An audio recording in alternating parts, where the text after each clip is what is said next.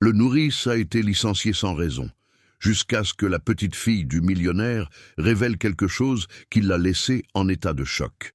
Inscrivez-vous à la chaîne et commentez d'où vous regardez. Le soleil de juillet frappait sans pitié le bitume de Neuilly-sur-Seine ce jeudi matin, créant des vagues de chaleur qui déformaient la vue des jardins parfaitement entretenus du quartier. C'était le genre de matinée sèche que seul Paris connaissait, lorsque l'air semblait aspirer toute l'humidité des poumons et que la nature environnante criait à la pluie. Dans le manoir numéro 847, une imposante maison de 3 étages avec une façade en marbre travertin et des fenêtres en verre teinté, quelque chose était sur le point de changer définitivement.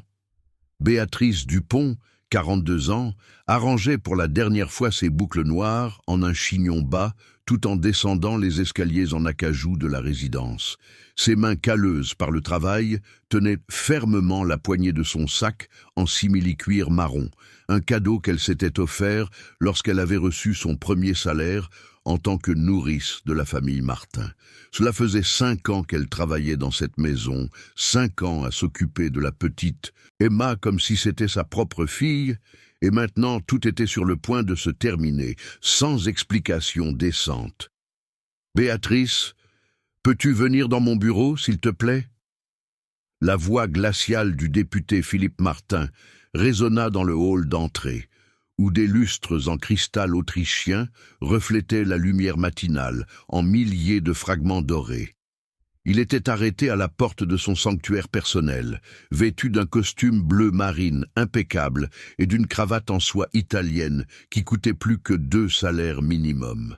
La femme originaire de Lyon sentit son estomac se contracter. Elle connaissait ce ton de voix. C'était le même qu'il utilisait lors des interviews à la télévision, lorsqu'il voulait clore un sujet délicat. Ses pieds nus, elle enlevait toujours ses chaussures pour ne pas faire de bruit lorsqu'Emma dormait, foulèrent le sol en marbre froid comme un présage de ce qui allait suivre. Le bureau du député était un temple au pouvoir et à l'ostentation. Des étagères en bois précieux montaient du sol au plafond, remplis de codes juridiques reliés en cuir, de biographies de politiciens illustres et de quelques premières éditions qu'il collectionnait plus pour le statut que par amour, de la lecture. Sur le mur principal, un tableau gigantesque montrait la vue aérienne de la place de la Concorde, tandis que des diplômes encadrés en or attestaient de sa formation en droit à l'Université de Paris et de son master en politique publique aux États-Unis. « Asseyez-vous, Béatrice !» Philippe ne leva pas les yeux des papiers éparpillés sur son bureau en bois de rose. À 45 ans, il était le genre d'homme qui inspirait respect et crainte à parts égales. Cheveux grisonnants aux tempes, lunettes de marque, silhouette athlétique entretenue par un entraîneur personnel 3 fois par semaine. Ses mains, qui n'avaient jamais connu de callosité ou de cicatrice, tambourinaient impatiemment sur un dossier en papier kraft scellé. Béatrice s'installa dans le fauteuil en cuir noir, le dos droit, comme sa mère lui avait appris. « Monsieur Philippe, y a-t-il un problème? Emma va bien ?» « Emma va parfaitement bien. Merci de demander. » Il finit par lever les yeux, et Béatrice y vit une froideur qui la fit frémir. « Béatrice, après mûre réflexion, nous avons conclu que nous devions faire quelques ajustements dans la dynamique familiale. Ta présence ici n'est plus nécessaire. » Les mots tombèrent sur elle comme des pierres. « N'est plus... Comment ça, monsieur Philippe? Ai-je fait quelque chose de mal? Emma s'est plainte de moi? Je peux m'améliorer, je peux... » Il ne s'agit pas de performance. Il ouvrit le dossier et en sortit une épaisse enveloppe. « Voici tes documents. Une lettre de recommandation et une indemnité qui dépasse ce que la loi exige. Tu as été une employée exemplaire, Béatrice, mais notre famille entre dans une nouvelle phase. » La femme originaire de Lyon sentait ses mains trembler. « Mais Emma, elle va être perdue, monsieur Philippe. Nous avons une routine. Elle aime mes histoires, les plats que je prépare. Elle va être confuse. Emma est une enfant résiliente. Elle s'adaptera. » Sa voix avait la dureté de l'acier. « Nous avons déjà engagé une nouvelle nourrice, une professionnelle avec une formation en pédagogie et des références internationales. Ce sera mieux pour son développement. Dehors, le bruit lointain de la circulation sur le périphérique se mêlait au bourdonnement des climatiseurs du manoir. Béatrice ferma les yeux un instant, se remémorant la première fois qu'elle avait pris Emma dans ses bras, encore un bébé de 6 mois, orpheline de mère et en quête d'affection paternelle. Elle se souvint des nuits, blanches, lorsque la petite avait de la fièvre, des après-midi à jouer dans le parc du quartier, des dessins colorés qu'Emma lui faisait avec des crayons de cire. « Puis-je lui dire au revoir ?» Sa voix sortit comme un murmure. Philippe consulta sa montre Montblanc. Il vaut mieux ne pas le faire. Les adieux prolongent la souffrance. La nouvelle nourrice arrive cet après-midi. À ce moment-là, le bruit de pas précipités résonna dans le couloir, suivi de la voix aiguë et joyeuse que Béatrice connaissait mieux que n'importe quelle mélodie. « Tata Béa, où es-tu? Je veux te montrer mon nouveau dessin. » Emma Martin fit irruption dans le bureau comme un rayon de soleil. À 5 ans, elle était une version miniature de sa mère qu'elle n'avait jamais connue. Des cheveux châtains bouclés qui refusèrent de rester attachés, des yeux verts brillants de curiosité infinie et un sourire capable de faire fondre le cœur le plus dur. Elle portait une petite robe jaune à motif de papillon, un cadeau de Béatrice pour son dernier anniversaire, et tenait un papier froissé dans ses petites mains. « Ma chérie, nous sommes en réunion importante. » Philippe se leva, le visage tendu. « Mais papa, j'ai dessiné notre famille allant au parc. » Emma courut vers Béatrice et monta sur ses genoux sans cérémonie, tendant le papier.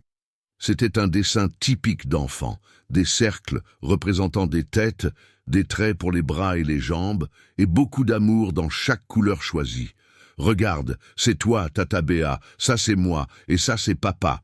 Nous sommes tous de main dans la main. » Béatrice sentit une boule dans sa gorge. « C'est magnifique, mon amour. Tu dessines de mieux en mieux chaque jour. » « Tante Béa, tu as l'air triste. Quelque chose ne va pas ?» Emma toucha le visage de sa nourrice avec la paume de sa main, un geste qu'elle faisait depuis petite quand elle sentait que quelqu'un était contrarié. C'est alors que Philippe s'approcha de la chaise. « Emma, tante Béa s'en va aujourd'hui. Elle a trouvé un autre travail. » Le monde sembla s'arrêter. Emma regarda son père, puis Béatrice, ses yeux verts se remplissant de larmes. S'en aller? Mais elle ne peut pas partir. Elle vit ici avec nous.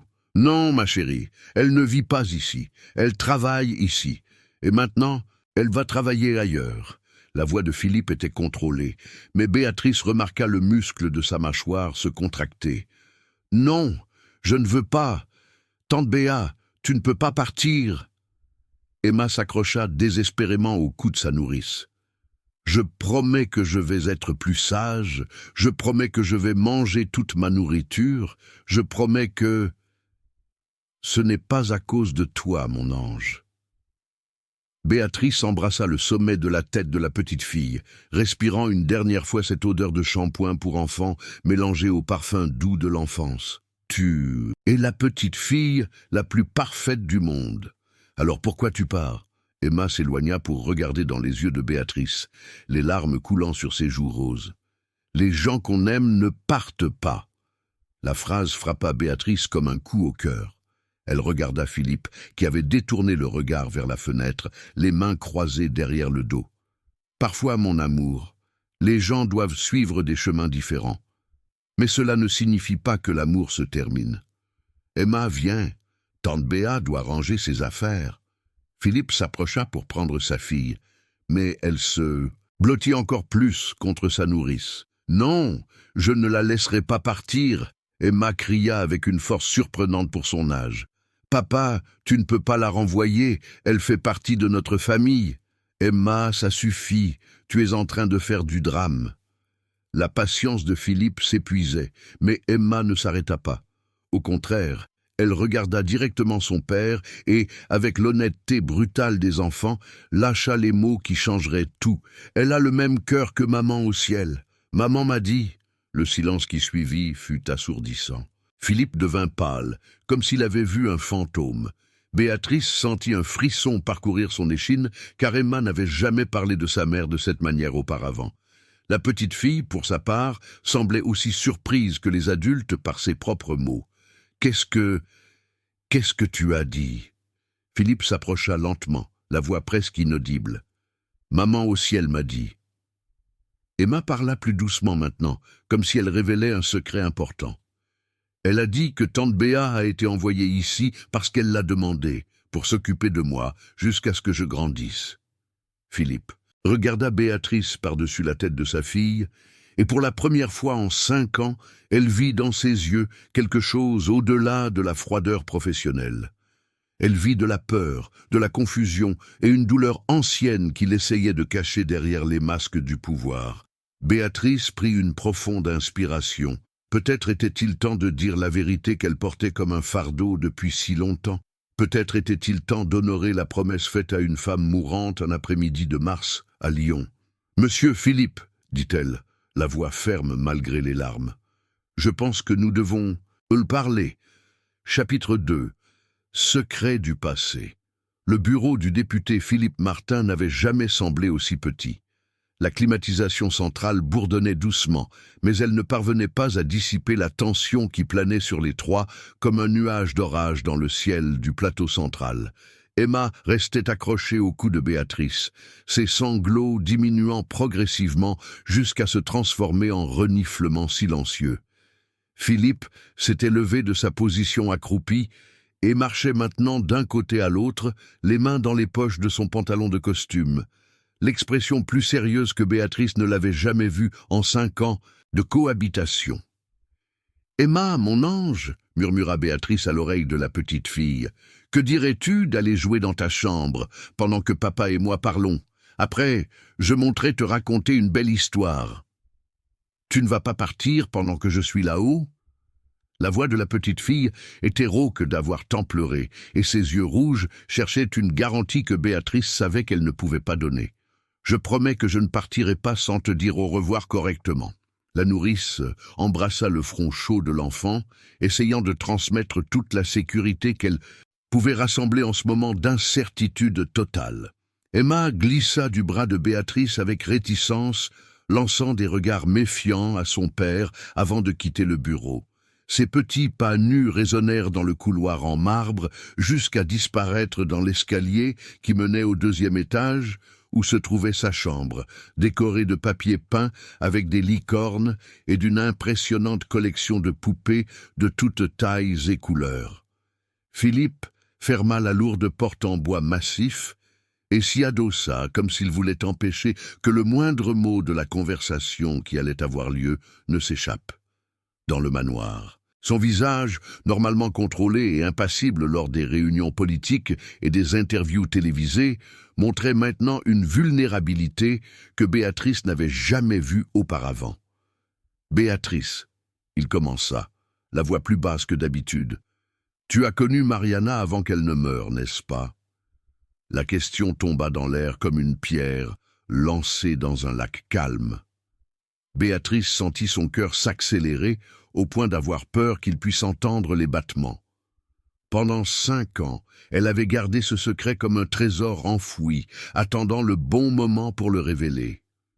Maintenant, provoqué par les mots innocents d'un enfant de 5, ce moment était arrivé de manière abrupte et inattendue. « Oui » répondit-elle, le mot sortant comme un soupir.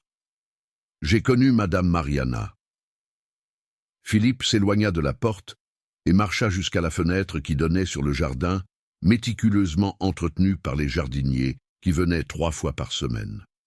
Dehors, les cerisiers n'avaient pas encore fleuri. Il était trop tôt dans la saison sèche.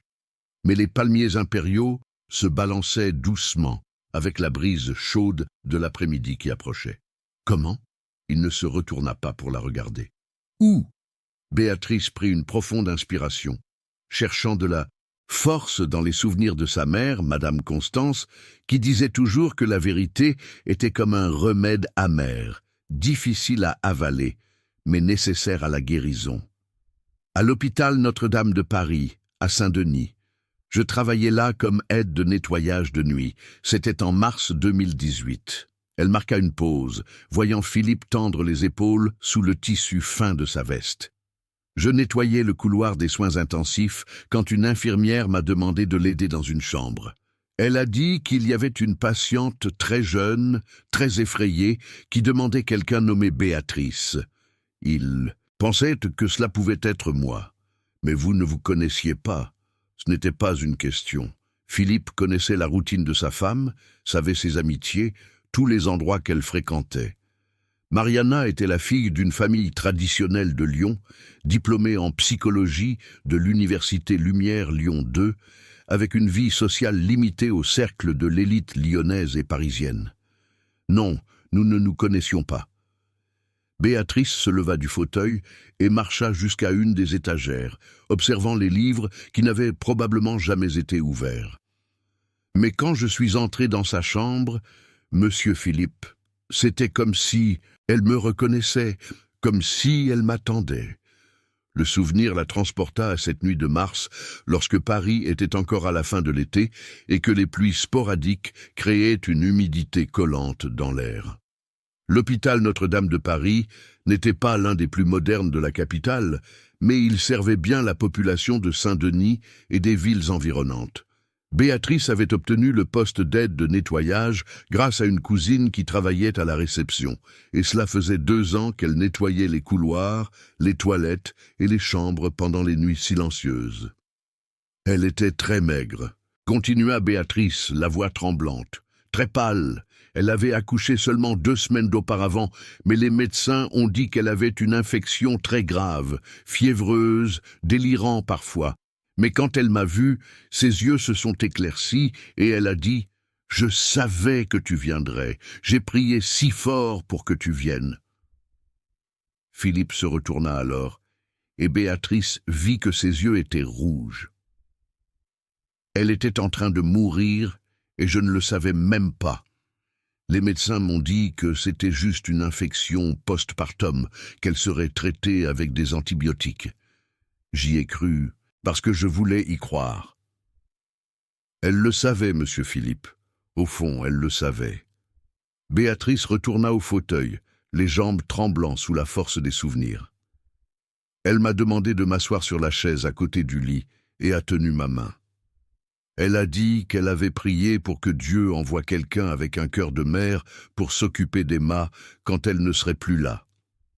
Le député s'approcha de la table, posant ses 2 mains sur la surface en bois, comme s'il avait besoin de soutien physique pour entendre le reste de l'histoire. Que t'a-t-elle dit d'autres? Beaucoup de choses. Béatrice ferma les yeux, permettant aux mots de Mariana de résonner à nouveau dans son esprit. Elle m'a parlé de toi, de comment vous vous êtes rencontrés à l'université, des projets que vous aviez pour Emma. Elle m'a dit que tu étais un homme bon mais très fermé, que tu avais du mal à exprimer ton amour, et elle m'a demandé une promesse. Quelle promesse? Béatrice ouvrit son sac en cuir synthétique et en sortit une enveloppe jaunie par le temps, conservée avec tant de soin qu'elle semblait une relique sacrée. Elle m'a donné ceci et m'a fait jurer que si un jour j'avais l'opportunité de m'occuper d'Emma, j'accepterais, et que quand le moment serait venu, je raconterais à la petite fille l'amour que sa mère avait pour elle. Philippe regarda l'enveloppe comme si c'était un serpent venimeux.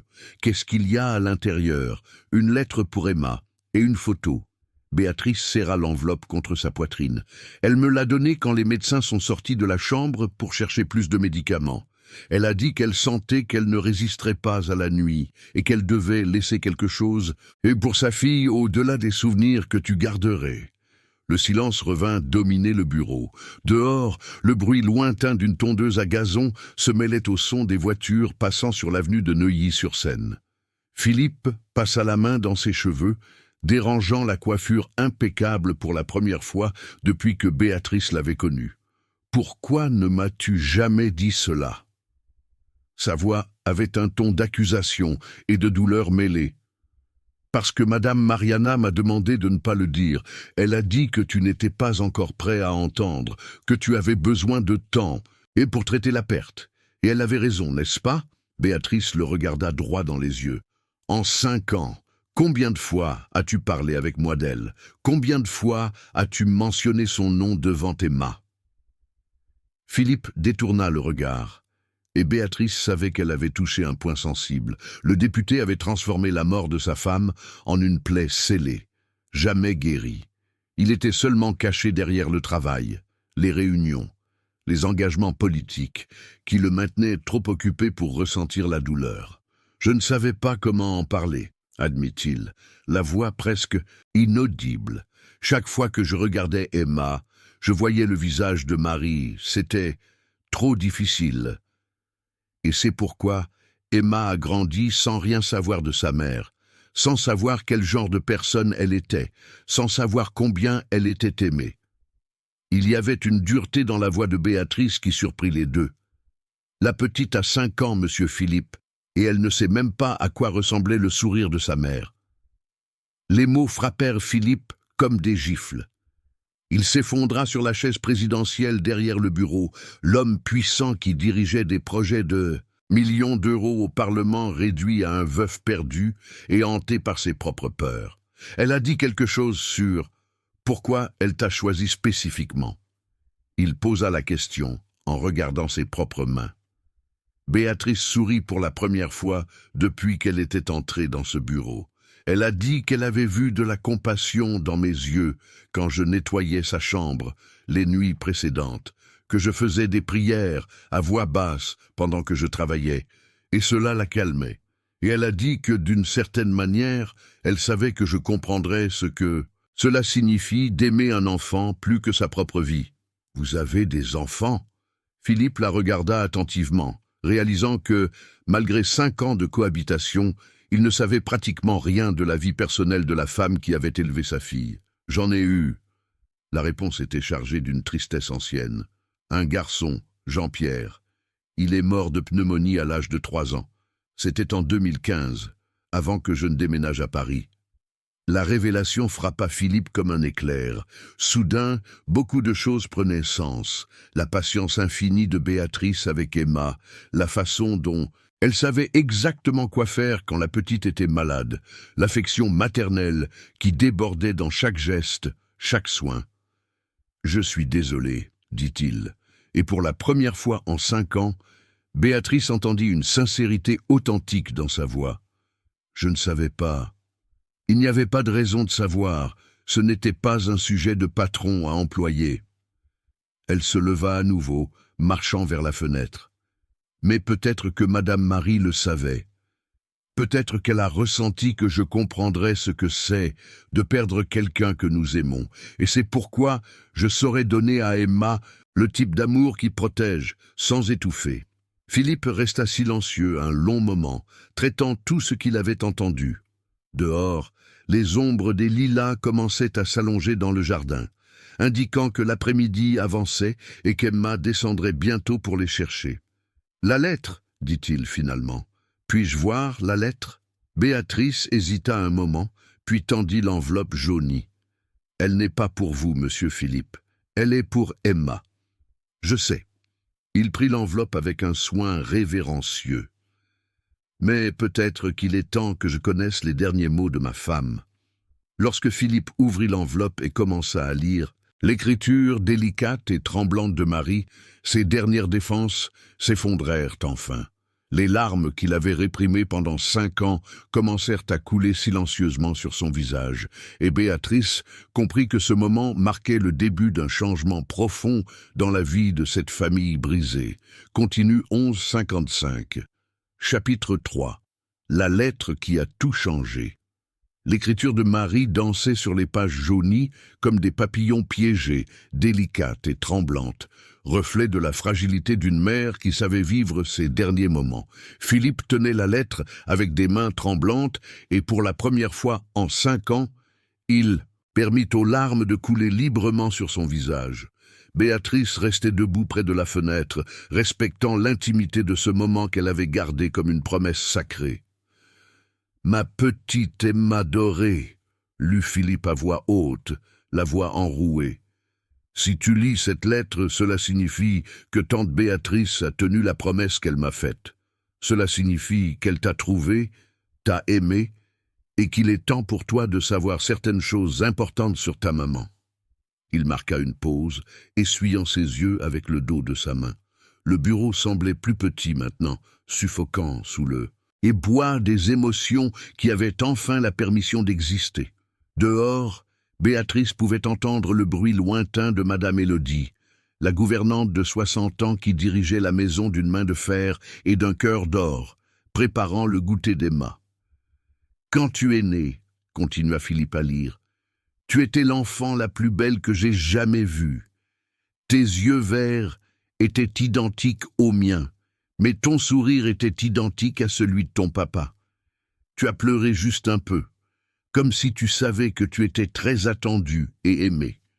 Je t'ai tenu dans mes bras et j'ai promis que je serais la meilleure maman du monde. » La voix de Philippe se brisa complètement. Béatrice s'approcha et posa une main délicate sur son épaule, le même geste maternel qu'elle faisait avec Emma quand la petite se réveillait de cauchemar. « Continue, » murmura-t-elle. « Elle a besoin que tu lises. » Philippe prit une profonde inspiration et reprit la lecture. « Mais parfois, ma princesse, les mamans doivent partir plus tôt qu'elles ne le souhaiteraient. Ce n'est pas parce qu'elles n'aiment pas leurs petits, c'est parce que le cœur de la terre a besoin de nouvelles fleurs pour le jardin du ciel. Je vais devenir une étoile qui brillera pour toi chaque nuit. » À ce moment-là, des pas précipités résonnèrent dans le couloir. Emma était descendue de sa chambre, probablement inquiète du retard de la conversation entre les adultes. Sa voix aiguë appela de l'autre côté de la porte. « Papa, tante Béa, pourquoi mettez-vous tant de temps ?» Philippe regarda Béatrice avec une expression de panique. « Je ne sais pas si je suis prêt pour ça. » « Personne n'est jamais prêt pour ces conversations, » répondit Béatrice, avec la sagesse de celle qui avait appris la perte sur sa propre peau. « Mais Emma est prête, elle l'est depuis longtemps. » La porte s'ouvrit lentement. Emma espiou par une fissure, ses yeux verts, curieux et inquiets. « Puis-je entrer ? Vous avez terminé la conversation d'adulte ?» Philippe rangea rapidement la lettre dans l'enveloppe, mais Emma avait déjà remarqué ses larmes. Avec l'intuition aiguisée des enfants, elle courut vers son père et grimpa sur sa chaise sans y être invitée. « Papa, pourquoi tu pleures ? J'ai fait quelque chose de mal. » Ses petites mains touchèrent le visage humide de Philippe avec une tendresse infinie. « Non, mon amour, tu n'as rien fait de mal. En effet, tu as fait quelque chose de très bien. » Philippe l'attira plus près, ressentant pour la première fois depuis des années le besoin urgent de serrer sa fille dans ses bras. « Tu as rappelé à papa des choses très importantes. » Emma s'installa sur les genoux de son père, un geste qui arrivait rarement. Normalement, Philippe gardait une distance respectueuse, embrassant son front pour lui dire bonne nuit et demandant des nouvelles de ses devoirs pendant le dîner, mais évitant l'intimité physique qui pourrait raviver les souvenirs douloureux de Marie. « Quelle chose importante ?» demanda Emma en jouant avec la gravate chère de son père. Béatrice s'approcha et s'agenouilla à côté de la chaise, se mettant à la hauteur des yeux de la petite fille. « Emma, tu te souviens de ce que ta maman du ciel a dit ? Qu'elle a dit que tante Béa a un cœur comme le sien ?» Emma hocha la tête avec sérieux. C'était dans un rêve très réel. Elle portait une belle robe blanche et sentait le parfum de rose. Philippe et Béatrice échangèrent des regards. Les roses étaient les fleurs préférées de Marie. Elle cultivait des rosiers dans le jardin de la maison, où ils vivaient avant, une maison plus petite dans le quartier de l'Ouest, et portait toujours un parfum à l'essence de rose bulgare. « Ta maman du ciel avait raison, » dit Béatrice doucement. « Et elle a laissé quelque chose de très spécial pour toi. » Les yeux d'Emma s'agrandirent. « Elle a laissé ? » « Quoi ?» Philippe prit une profonde inspiration, sentant qu'il était sur le point de franchir un pont sans retour. « Une lettre, princesse. Une lettre qu'elle a écrite pour toi quand tu étais bébé. Puis-je voir ? Puis-je lire ?» Emma s'enthousiasma instantanément, comme le font tous les enfants de 5 ans à la perspective de découvrir quelque chose de nouveau et d'excitant. « Tu ne sais pas encore lire les lettres des adultes ?» dit Philippe gentiment. Mais papa peut te lire, si tu veux. Emma hocha vigoureusement la tête, ses boucles se balançant. Je veux beaucoup. Philippe regarda à nouveau Béatrice, qui hocha la tête d'encouragement. Avec des mains tremblantes, il sortit la lettre de l'enveloppe et déplia les feuilles jaunies. Emma se blottit plus confortablement sur ses genoux, un geste de confiance qu'il avait oublié qu'il pouvait ressentir. « Ma petite Emma adorée », commença-t-il, cette fois avec une voix plus ferme. « Si tu écoutes cette lettre, cela signifie que tante Béa a tenu la promesse qu'elle m'a faite. » « Quelle promesse ?» interrompit Emma, regardant Béatrice avec curiosité. « La promesse de prendre soin de toi avec beaucoup d'amour jusqu'à ce que tu grandisses, » expliqua Béatrice. « Ta maman m'a demandé cela quand tu étais un tout petit bébé. » Emma traita l'information avec le sérieux des enfants qui intuent l'importance des moments qu'ils vivent. « Continue, papa. » Philippe reprit la lecture, et au fur et à mesure que les mots de Marie remplissaient le bureau, quelque chose de magique commença à se produire. Emma posait des questions. Pourquoi maman était devenue une étoile, si elle pouvait la voir par la fenêtre de sa chambre, si les étoiles ressentaient aussi de la nostalgie? Philippe répondait du mieux qu'il pouvait, découvrant que parler de Marie, loin d'être douloureux comme il l'avait toujours imaginé, était en fait libérateur. « Ta maman te ressemblait beaucoup, » dit-il en caressant les cheveux de sa fille. Elle posait aussi des milliers de questions, adorait dessiner, avait aussi cette manie de grimper sur les genoux des gens quand elle parlait. « Et elle aimait tante Béa ?» demanda Emma, en se tournant pour regarder la nourrice. « Elle aimait beaucoup tante Béa », répondit Philippe, et pour la première fois, il comprit l'ampleur de ce qui s'était passé cette nuit-là à l'hôpital. Ta maman savait que tante Béa avait un cœur spécial, un cœur qui savait aimer les enfants comme il le faut. Béatrice sentit ses yeux se remplir de larmes. Pendant 5 ans, elle avait pris soin d'Emma avec un amour inconditionnel, mais se sentait toujours comme une intruse dans la famille, comme quelqu'un de temporaire qui serait remplacé lorsque Philippe déciderait. Découvrir que Marie avait orchestré sa présence dans la vie de sa fille était comme recevoir une bénédiction posthume. « Y a-t-il d'autres choses dans la lettre ?» demanda Emma, essayant de tendre le cou pour voir les pages. « Oui, il y en a. » Philippe tourna la page. « Ta maman a écrit sur les rêves qu'elle avait pour toi. Elle voulait que tu grandisses courageuse, gentille et intelligente. Elle voulait que tu saches que tu peux être tout ce que tu désires. Médecin, enseignante, artiste, même député comme papa. »« Je peux être nourrice comme tante Béa ?» demanda Emma avec innocence.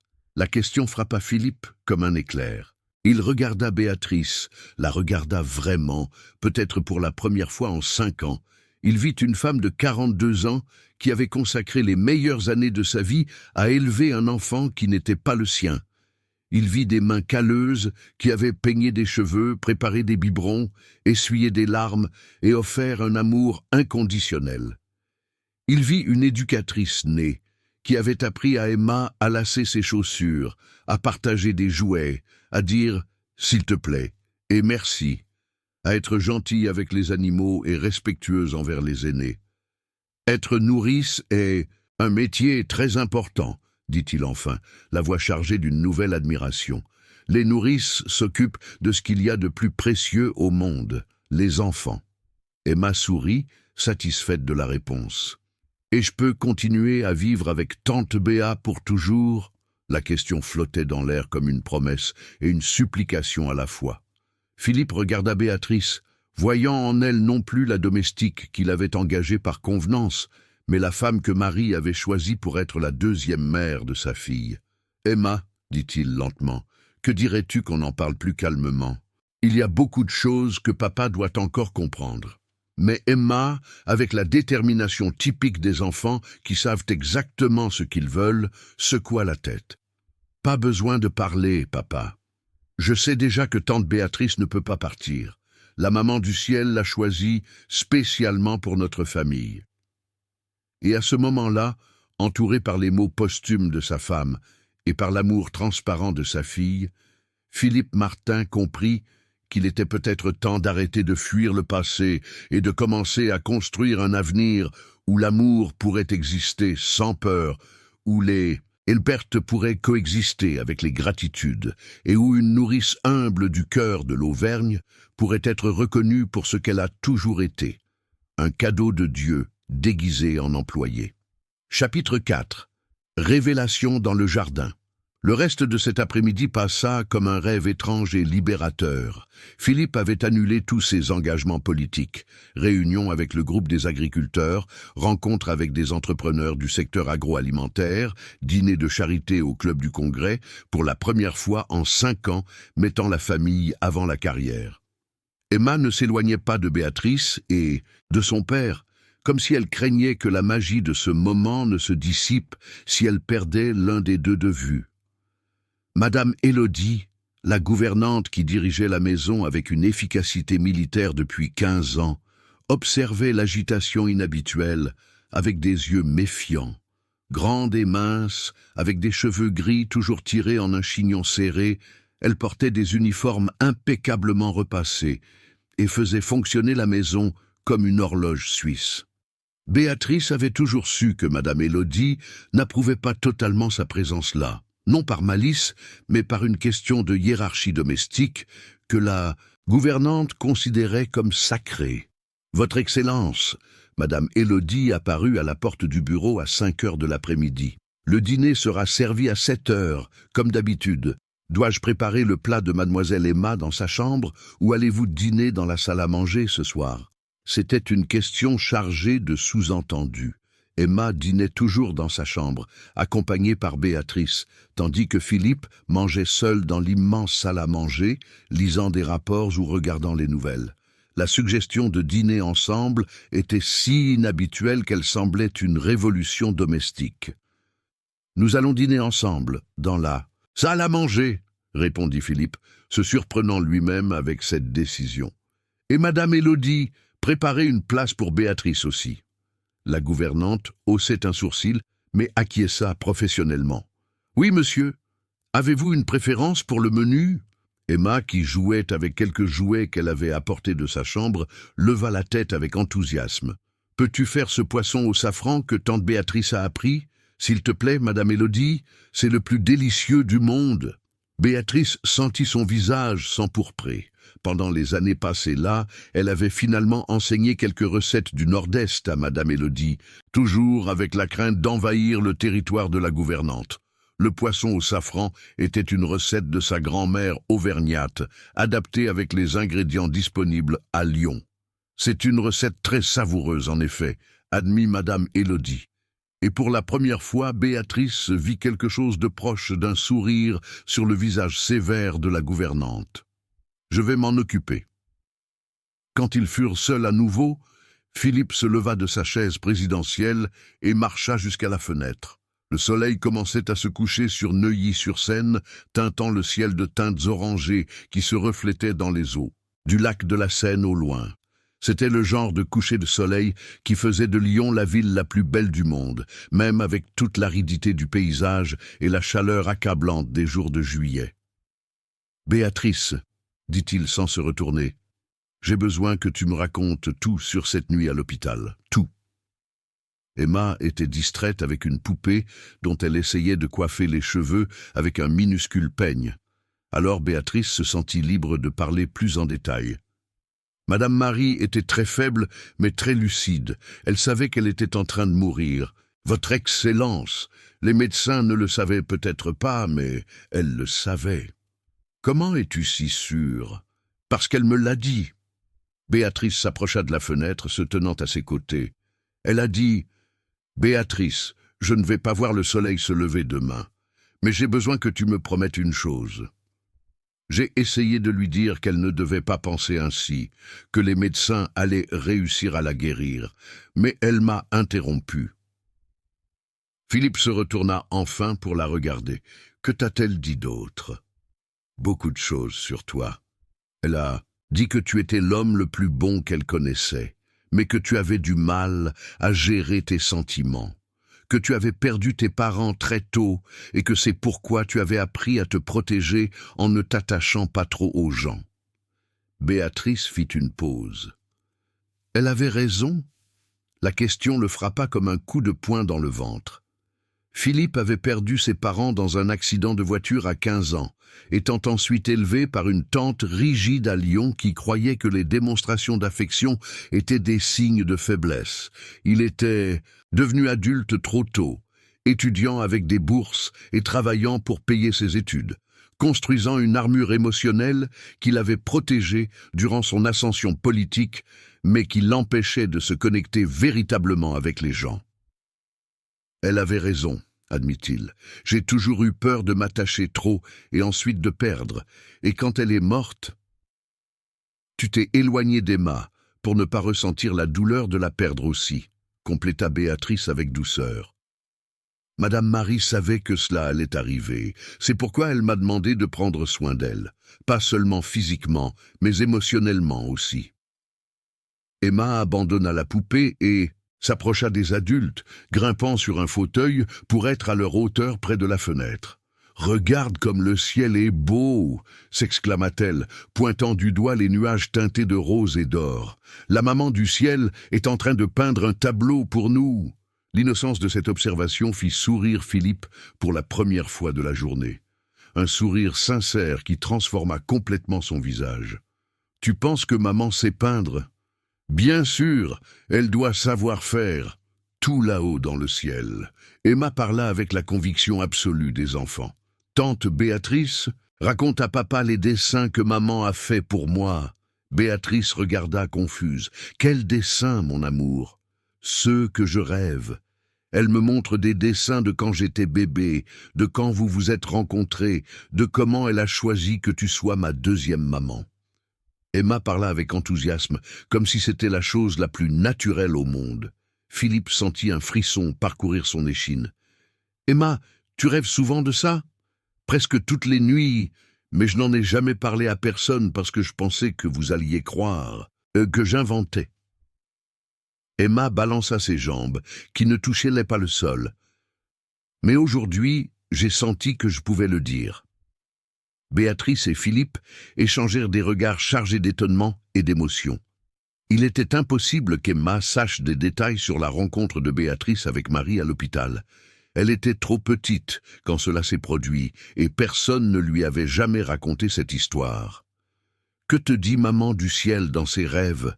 demanda Béatrice, la voix tremblante. « Elle dit que papa est très courageux, mais qu'il a parfois besoin d'aide pour se souvenir comment faire des câlins. » Emma regarda Philippe avec sérieux, et que tante Béatrice a un cœur qui ne cesse jamais de prendre soin des gens, même quand ils ne demandent pas. Les mots de la fillette résonnèrent dans le bureau comme des prophéties. Philippe s'agenouilla devant le fauteuil où Emma était assise, se mettant à sa hauteur. « Princesse, dit-il, la voix nouée, voudrais-tu que tante Béatrice continue de vivre ici avec nous, pour toujours ?» Emma hocha la tête si vigoureusement que ses boucles se balancèrent. « Je veux beaucoup, on peut être une vraie famille, comme dans les dessins. »« Que je fais ?»« Alors, c'est ce que nous allons être, » dit Philippe en tendant la main à Béatrice, « une vraie famille. » Quand Béatrice mit sa main calleuse dans la main douce du député, elle sentit qu'elle scellait un pacte qui allait bien au-delà des questions de travail. C'était la concrétisation d'une promesse, faite lors d'une triste nuit de mars, la réalisation d'un rêve qu'elle n'avait jamais osé avoir, appartenir véritablement à une famille. « Mais Philippe, dit-elle, la praticité du Nord-Est parlant plus fort, et que vont dire les gens ? Tes amis politiques, la Société de Paris, une nourrice du Nord-Est faisant partie de la famille d'un député. » Philippe se leva, prenant Emma sur ses genoux. « Béatrice, j'ai passé 5 ans à me soucier de ce que les autres pensaient et j'ai failli perdre la chose la plus importante de ma vie, ma fille.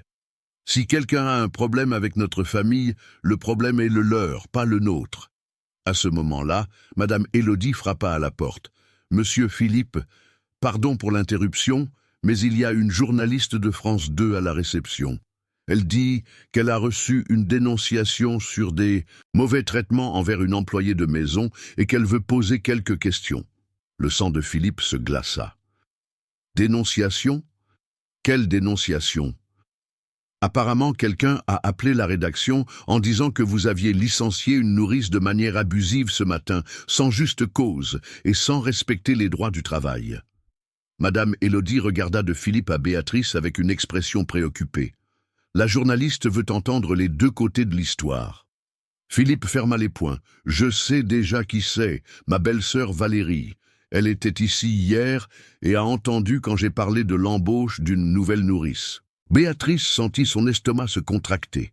Valérie était la sœur de Marie, une femme amère de 45 ans qui ne s'était jamais mariée et qui avait toujours laissé entendre qu'elle considérait Béatrice inapte à s'occuper d'Emma. Elle vivait à Lyon, mais visitait Paris une fois par mois et trouvait toujours des défauts dans le travail de la nourrice. « Que fait-on » demanda Emma, réalisant la tension des adultes. Philippe la posa au sol et marcha jusqu'à la table, prenant le téléphone. « Nous allons faire ce qu'il faut. Madame Élodie, demandez à la journaliste d'attendre dans le salon.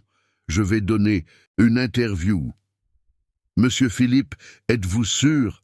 Béatrice était pâle. « Cela pourrait nuire à votre carrière politique. »« Béatrice, dit-il en composant un numéro, ma carrière politique ne vaut rien si je ne peux pas protéger ma famille.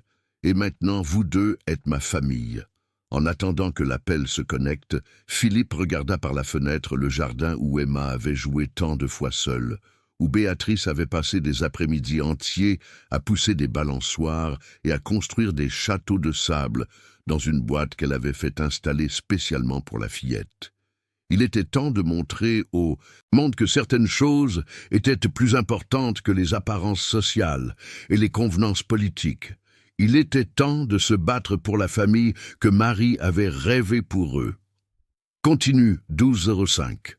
Chapitre 5. La tempête médiatique. Le salon de la maison n'avait jamais semblé aussi intimidant. Décoré avec des meubles d'époque et des tableaux d'artistes parisiens renommés, il accueillait habituellement des ministres, des hommes d'affaires et d'autres politiciens pour des réunions discrètes arrosées de whisky importé et de cigares cubains. Maintenant, il abritait une journaliste d'investigation dont le regard acéré scrutait chaque détail de l'environnement à la recherche de contradictions entre le discours public et la vie privée du député Philippe Martin.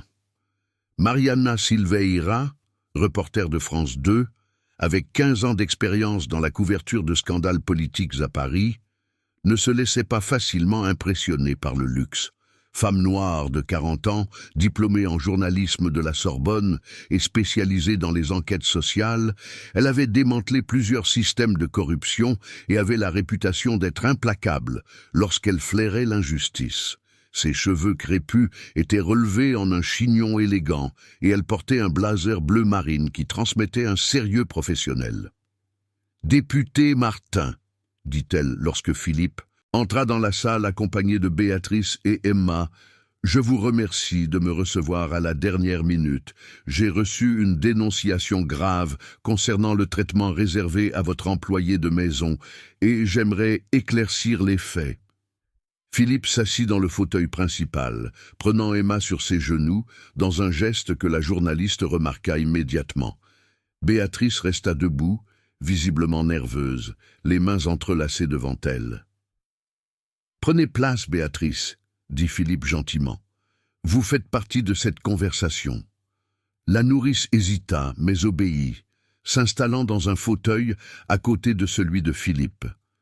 La journaliste alluma l'enregistreur de son téléphone et ouvrit son bloc-notes. « Député, est-il vrai que vous avez licencié votre nourrice ce matin sans motif valable et sans respecter les obligations légales ?» La question était directe, sans détour. « Il est vrai que j'ai essayé de licencier Béatrice ce matin, » répondit Philippe calmement. « Mais ce n'était pas pour des raisons de performance ou de non-respect des obligations légales. C'était pour des raisons personnelles erronées que j'ai heureusement pu corriger à temps. » Marie Silveira leva un sourcil. « Des raisons personnelles erronées ? Pouvez-vous expliquer davantage ?» Philippe prit une profonde inspiration, conscient que ses prochains mots pourraient changer le cours de sa carrière politique. « Marie, puis-je vous appeler ainsi ? Il y a 5 ans, lorsque ma femme est décédée, je me suis fermé émotionnellement. Je pensais qu'engager une nourrice avec une formation académique serait mieux pour ma fille que de garder quelqu'un que je considérais simplement comme une employée de maison. Et pourquoi avez-vous changé d'avis ? Parce que ma fille m'a fait réaliser que je commettais une terrible erreur. Béatrice n'est pas seulement une employée, elle est la femme que ma femme a personnellement choisie pour s'occuper d'Emma. La journaliste cessa d'écrire et regarda directement Philippe. Comment ça, choisi personnellement? Votre femme est décédée quand l'enfant était bébé, n'est-ce pas? C'est alors qu'Emma, qui était restée silencieuse jusqu'à ce moment, décida de participer à la conversation. Maman du ciel a dit à tante Béa de s'occuper de moi, dit-elle avec la conviction absolue des enfants de 5 ans. Elle a dit ça à tante Béa à l'hôpital. Marie Silvera regarda Philippe, puis Béatrice, avec un intérêt renouvelé. Puis-je entendre cette histoire avec plus de détails? Béatrice regarda Philippe, qui hocha la tête d'encouragement, avec une voix d'abord tremblante, mais gagnant en assurance au fur et à mesure qu'elle parlait. Elle raconta la nuit à l'hôpital Notre-Dame de Paris, la rencontre avec Marie mourante, la promesse faite et la lettre gardée comme un trésor. « Avez-vous encore cette lettre ?» demanda la journaliste. « Oui. » Béatrice sortit l'enveloppe jaunie de son sac. « Je l'ai gardée pendant 5 ans, attendant le bon moment pour la remettre à Emma. » Marie Silveira examina l'enveloppe, remarquant l'écriture délicate et la date, mars 2018. « Et le député était au courant de cette lettre ?»« Non, » répondit Philippe honnêtement. « Je ne l'ai su que ce matin. Pendant 5 ans, j'ai vécu en pensant que Béatrice n'était qu'une employée compétente. Je ne savais pas que ma femme avait orchestré tout cela. »« Tonton Philippe » interrompit Emma, utilisant pour la première fois un terme plus familier, « raconte à la dame de la télévision les rêves que j'ai avec maman. » La journaliste se pencha en avant, intriguée. Les histoires impliquant des enfants avaient toujours le potentiel d'émouvoir le public, mais elle devait être prudente pour ne pas exploiter la petite fille. « Quel rêve, ma chérie ?» demanda-t-elle doucement. « Je rêve de maman du ciel presque toutes les nuits. Elle me raconte des histoires sur quand j'étais bébé et sur comment tante Béa a un cœur spécial. » Emma parla naturellement, balançant ses jambes. « Aujourd'hui, elle m'a dit qu'il était temps de dire la vérité à tout le monde. » Marie Silvera ressentit un frisson. 20 ans à couvrir la politique l'avaient rendue sceptique face à des histoires trop émouvantes, mais il y avait quelque chose dans la sincérité de cet enfant qui la touchait profondément. « Député, » dit-elle enfin en se tournant vers Philippe, « comprenez-vous que cette situation pourrait susciter la controverse ? Un homme politique de l'élite parisienne traitant une employée de maison comme un membre de la famille. »« Je comprends parfaitement, » répondit Philippe, sa voix prenant le ton ferme qu'il utilisait dans l'hémicycle. « Et je tiens à préciser que Béatrice n'est plus mon employée. À partir d'aujourd'hui, elle est officiellement la tutrice légale d'Emma et membre de cette famille. » La déclaration tomba dans la pièce comme une bombe. Marie Silvera cessa d'écrire et fixa Philippe. « Tutrice légale ? Vous allez partager la garde de votre fille ? Je vais faire ce que j'aurais dû faire il y a 5 ans, honorer les derniers souhaits de ma femme. » Philippe tira, Emma un peu plus près. Marie n'a pas choisi Béatrice par hasard. Elle a vu en elle les qualités que j'étais aveugle à voir, amour inconditionnel, patience infinie et une capacité à prendre soin qui va bien au-delà des obligations contractuelles. Béatrice sentit ses yeux se remplir de larmes. Pendant des années, elle avait secrètement rêvé de cette reconnaissance, mais elle n'avait jamais imaginé qu'elle viendrait de manière si publique et définitive. « Et vous, Béatrice ?» s'adressa la journaliste à la nourrice. « Comment vous sentez-vous d'être traitée comme un membre de la famille plutôt que comme une employée ?»« C'est comme si un rêve devenait réalité, » répondit Béatrice, la voix tremblante. J'ai toujours aimé Emma comme si c'était ma fille. J'ai perdu mon propre fils il y a quelques années, et m'occuper d'elle m'a donné un nouveau but dans la vie. Vous avez perdu un fils ? Marie Silveira se pencha en avant, réalisant qu'il y avait plus de couches dans cette histoire. Mon Jean-Pierre est mort de pneumonie à l'âge de 3 ans, en 2015, en Auvergne. Béatrice essuya ses larmes avec le dos de sa main. Peut-être que c'est pour cela que Madame Marie m'a confié Emma. Elle savait que je comprendrais ce que signifie aimer un enfant plus que sa propre vie. Le silence qui suivit était chargé d'émotion. Marie Silveira, qui avait déjà été témoin de confessions de corruption de millions d'euros sans cligner des yeux, sentit une boule dans sa gorge. Ce n'était pas une histoire sur la politique ou des scandales, c'était une histoire d'amour, de perte et de seconde chance. « Député, dit-elle finalement, comprenez-vous que cette décision pourrait affecter votre carrière politique? Une partie de l'électorat pourrait ne pas comprendre. » Philippe se leva, portant toujours Emma dans ses bras. « Marie, il y a 5 ans, j'ai failli perdre ma fille parce que je me souciais trop de ce que les autres penseraient. Je ne vais pas commettre la même erreur 2 fois. » Il se dirigea vers la fenêtre d'où l'on pouvait voir le jardin où Emma et Béatrice avaient passé tant d'après-midi à jouer. « Si mes électeurs ne comprennent pas qu'une famille peut se former de différentes manières, alors peut-être que je ne suis pas le représentant qu'ils méritent. Et avez-vous peur que l'opposition utilise cela contre votre candidature à la réélection ? » « Qu'ils l'utilisent, répondit Philippe avec fermeté. Je préfère perdre une élection en faisant ce qui est juste que de gagner en perpétuant des injustices. Emma, qui avait suivi toute la conversation avec attention, décida de clore le sujet à sa manière. « Madame de la télévision, voulez-vous voir le dessin que j'ai fait de notre famille ?» Marie Dupont sourit, le premier sourire sincère depuis son arrivée au manoir. « J'adorerais voir ma chérie. » Emma descendit des genoux de son père et courut jusqu'à une table latérale où elle avait laissé ses fournitures de dessin. Elle revint avec une feuille colorée, montrant 3 figures se tenant par la main, une plus grande avec des cheveux bruns, clairement Béatrice. Une petite au milieu, elle-même, et une figure masculine en costume, Philippe.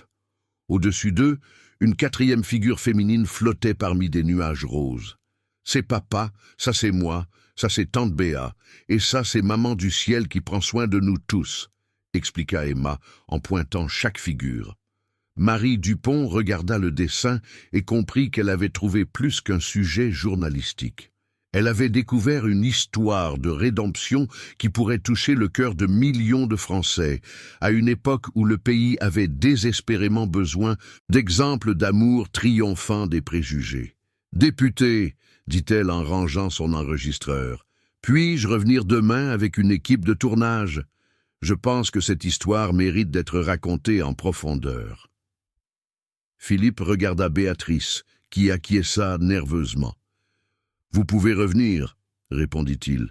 « Il est temps de montrer à la France que les familles se construisent avec amour, pas avec de l'ADN. » Lorsque la journaliste quitta le manoir, le trio resta dans le salon pendant quelques minutes en silence.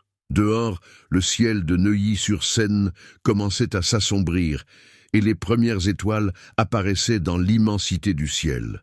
« Papa, » dit Emma, brisant le silence, « maintenant, tout le monde va savoir que notre famille est spéciale. » Philippe sourit, embrassant le sommet de la tête de sa fille. « Tout le monde va le savoir, princesse. Et surtout, nous-mêmes allons le savoir. » L'émission Bonjour France fut diffusée à 7h15 du matin vendredi avec un reportage qui ferait parler tout Neuilly-sur-Seine pendant des semaines. Le reportage de Marie Dupont avait été monté avec sensibilité, montrant le manoir de Neuilly, les témoignages émouvants et, surtout, les dessins d'Emma expliquant sa famille spéciale. Le titre du reportage était direct. Le député reconnaît la nourrice comme membre de la famille après avoir découvert le dernier souhait de son épouse. Philippe regarda le programme dans la cuisine du manoir, buvant un café préparé par Béatrice, pendant qu'Emma prenait son chocolat chaud matinal. C'était la première fois en des années que les trois partageaient le petit déjeuner, et il y avait quelque chose de réconfortant dans cette routine simple qui contrastait avec la tempête qui approchait. « Regarde, papa, mon dessin à la télévision !» s'exclama Emma, pointant l'écran où son œuvre était affichée en gros plan. Elle était radieuse, comme si voir son art, montré à la télévision nationale, était la plus grande réussite de sa vie. Béatrice restait silencieuse, observant ses propres mots être reproduits pour des millions de Français.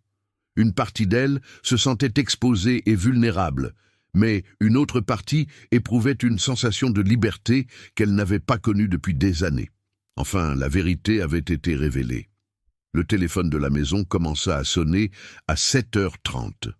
Madame Élodie prenait les appels avec une efficacité militaire, notant les noms sur une liste qui s'allongeait chaque minute, assistants parlementaires, journalistes d'autres médias, collègues députés, et un nombre croissant de personnes inconnues qui voulaient féliciter ou critiquer la décision de Philippe. Monsieur Philippe, Madame Élodie apparut dans la cuisine avec une expression préoccupée. Le service de presse appelle sans arrêt. Ils disent que les réseaux sociaux s'enflamment à cause du reportage. Philippe soupira, sachant qu'il était temps d'affronter les conséquences de son exposition. Quel type de réaction avons-nous? Mixte, d'après ce qu'on m'a dit. Il y a beaucoup de soutien, mais aussi des critiques sévères. Madame Élodie consulta ses notes. Et il y a un appel urgent de votre belle-sœur, Madame Valérie. Elle a dit qu'elle devait vous parler immédiatement. Le nom de Valérie fit contracter la mâchoire de Philippe. Aînée de Marie, elle n'avait jamais approuvé le mariage de sa sœur avec un politicien ambitieux et avait toujours laissé entendre qu'elle considérait Emma comme sa responsabilité morale depuis la mort de Marie. Transmets l'appel au bureau. Emma, peux-tu rester ici avec tante Béa? Papa doit régler quelques affaires. Emma acquiesça, plus intéressée à dessiner de nouveaux tableaux de la famille qu'aux préoccupations des adultes. Béatrice, cependant, remarqua la tension sur le visage de Philippe et ressentit un mauvais pressentiment se former dans sa poitrine. Au bureau, Philippe décrocha le téléphone, déjà en attente de la tempête à venir. Valérie Martin ne le déçut pas. « Philippe, tu as complètement perdu la raison. » La voix stridente de sa belle-sœur traversa le combiné comme une scie électrique. « Je me réveille aujourd'hui et je vois ma nièce à la télévision nationale parlant de nourrice comme membre de la famille. Quelle absurdité est-ce » ? « Bonjour à toi aussi, Valérie, » répondit Philippe avec une ironie contenue. « Et ce n'est pas une absurdité, c'est la vérité qui aurait dû éclater il y a des années. » Vérité? Quelle vérité? Une petite employée inventant une histoire sur une conversation avec Marie à l'hôpital? Valérie parlait comme si elle crachait du venin. Marie était ma sœur, Philippe. Si elle avait fait une promesse de ce genre, elle me l'aurait dit. Philippe sentit la colère monter dans sa gorge. Marie te racontait tout, n'est-ce pas, Valérie? Elle t'a dit qu'elle était en train de mourir. Elle t'a dit qu'elle avait peur de laisser Emma seule avec moi parce qu'elle savait que je me fermerais émotionnellement. Le silence de l'autre côté du fil dura quelques secondes. Ma sœur n'était pas en train de mourir, Philippe. Elle avait une infection qui aurait pu être traitée si les médecins de cet hôpital de 3e zone avaient été plus compétents. Valérie, elle était en train de mourir et elle le savait. La lettre qu'elle a laissée pour Emma le prouve. Lettre? Quelle lettre? Cette femme a pu forger n'importe quoi. Valérie perdait le contrôle. Philippe, je vais demander la garde d'Emma. Je ne vais pas permettre que ma nièce soit élevée par une femme de ménage pendant que tu fais ce théâtre politique. La menace frappa Philippe comme un coup de poing. Tu n'as pas de droit légal sur Emma. Si je suis sa tante, je fais partie de la famille, et je peux prouver que tu mets l'enfant dans un environnement inapproprié. La voix de Valérie goûtait de haine. Je vais engager les meilleurs avocats de Lyon et montrer à un juge que tu utilises ma nièce dans une mise en scène pour gagner des voix de la classe moyenne. Valérie, tu fais une erreur. L'erreur a été la mienne de ne pas avoir agi plus tôt. 5 ans à laisser Emma aux soins de cette femme du Sud analphabète. Pendant que tu es trop occupé par la politique pour être un vrai père. » La ligne se tut. Valérie avait raccroché au nez de Philippe. Il resta quelques minutes à tenir le téléphone, traitant l'ampleur de la menace qu'il venait de recevoir. Valérie ne bluffait pas. Elle avait des ressources financières. Elle avait hérité d'une fortune considérable de ses parents et des contacts dans le milieu juridique à Lyon. Plus important encore, elle avait le profil socio-économique que les tribunaux conservateurs avaient tendance à favoriser. Femme blanche, classe supérieure, diplômée en droit, sans antécédent de scandale. Le 107 téléphone sonna à nouveau. Cette fois, c'était Jean-Claude Mendonça, son conseiller de presse depuis 10 ans. « Philippe, qu'est-ce que vous avez fait ?» Jean-Claude ne perdit pas de temps avec les salutations. « Mon téléphone ne cesse de sonner. Il y a des journalistes qui veulent des interviews, des politiciens de ton propre parti qui demandent des explications, et un groupe conservateur qui t'appelle communiste pour détruire la famille traditionnelle. » Y a-t-il une réaction positive? Oui, beaucoup de soutien populaire, surtout de la part des femmes et des travailleurs domestiques. Mais Philippe, tu sais comment ça fonctionne à Paris. Le soutien populaire ne vote pas au Congrès. Philippe se laissa tomber dans sa chaise, sentant le poids de la décision qu'il avait prise. Jean-Claude, quelle est ta recommandation professionnelle? Professionnellement, faire une déclaration disant que tu as été mal interprété par la presse, que Béatrice reste employée mais qu'elle recevra une promotion et une augmentation de salaire. Jean-Claude fit une pause. Personnellement, en tant que père de famille, dire à tout le monde d'aller se faire voir et faire ce que tu penses être juste. La sincérité du conseiller arracha un sourire à Philippe. Merci pour et ton honnêteté. Philippe, il y a autre chose. Le groupe des agriculteurs veut une réunion d'urgence aujourd'hui à 2h de l'après-midi. Et le leader de ton parti a demandé à te parler avant. Ils ont peur que cela affecte les votes? Ils ont peur que cela devienne une discussion sur les droits des travailleurs et le salaire minimum pour les domestiques. Tu sais comment c'est. Quand un politicien parle de femmes de ménage, le peuple commence à exiger un meilleur traitement pour ses propres employés. Philippe comprit immédiatement la dimension politique du problème. Sa décision personnelle était devenue involontairement un étendard social. Dans le climat politique actuel, toute discussion sur les droits des travailleurs domestiques pouvait évoluer vers des débats sur l'inégalité sociale et la répartition des richesses. Des thèmes que l'élite parisienne préférait garder loin des projecteurs. Jean-Claude, fais annuler tous les engagements d'aujourd'hui. Je vais rester à la maison avec ma famille. Philippe, es-tu sûr? La réunion du groupe? Le groupe devra attendre. Aujourd'hui, c'est le jour où je dois être père. Lorsqu'il raccrocha, Philippe entendit des rires venant de la cuisine. Emma racontait une histoire à Béatrice qui répondait avec la patience infinie qu'elle avait toujours montrée. C'était un son qu'il avait perdu pendant des années, trop occupé par des réunions et des stratégies politiques pour percevoir la joie simple qui se déroulait quotidiennement dans sa propre maison. Il se dirigea vers la cuisine et trouva Emma apprenant à Béatrice à dessiner des papillons sur une feuille de papier kraft. Les deux étaient assises par terre, entourées de crayons de couleurs éparpillés, complètement absorbées par l'activité. « Puis-je participer au cours de dessin ?» demanda-t-il, s'asseyant par terre à côté d'elle. Emma le regarda avec surprise et joie.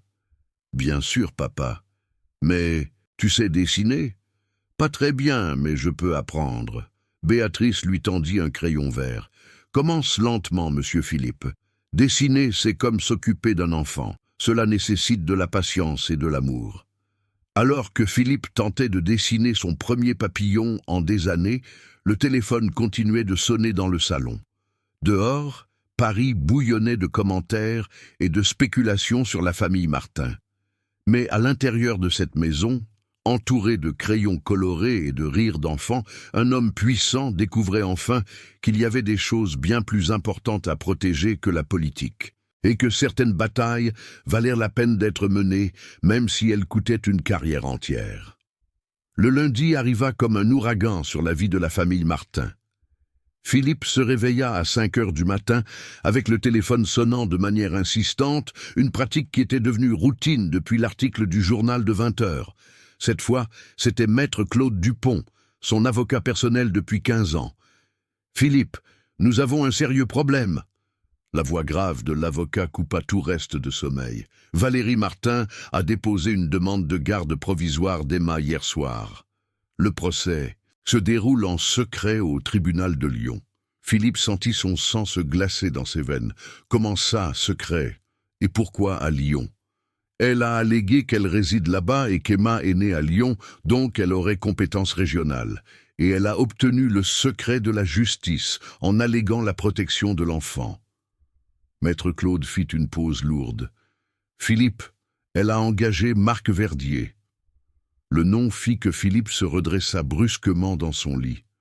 Marc Verdier était considéré comme l'un des meilleurs avocats pénalistes et de la famille du Centre-Est, célèbre pour gagner des affaires impossibles et pour demander des honoraires qui atteignaient des millions. Quels arguments utilise-t-elle? Négligence parentale, environnement inapproprié pour le développement de l'enfant et Maître Claude hésita. Elle allègue que tu as une relation inappropriée avec une employée de maison. Relation inappropriée? Quel genre de relation? Philippe. Elle se leva, commençant à marcher dans la chambre. Elle suggère qu'il y a une implication romantique entre vous et Béatrice, et que cela caractérise un environnement inapproprié pour un enfant. Elle a joint des captures d'écran de réseaux sociaux où des gens spéculent à ce sujet. Philippe ressentit un mélange de colère et de dégoût. C'est ridicule et diffamatoire. Cela peut être ridicule, mais c'est stratégiquement intelligent. Dans des tribunaux familiaux conservateurs, ce type d'insinuation peut peser dans la décision. Maître Claude soupira. « Philippe, je dois être direct avec vous. Valérie a un profil que les tribunaux traditionnels considèrent comme idéal. Femme célibataire, sans vice, formation supérieure, situation financière stable et disponible à plein temps pour s'occuper de l'enfant. Et moi, je suis le père biologique d'Emma. Vous êtes un homme politique, Philippe. Vous voyagez constamment, travaillez tard, vivez sous pression et scrutin public. Et maintenant, aux yeux d'un juge conservateur, vous vivez dans un environnement inapproprié avec une employée de maison. » La voix de l'avocat était brutalement honnête.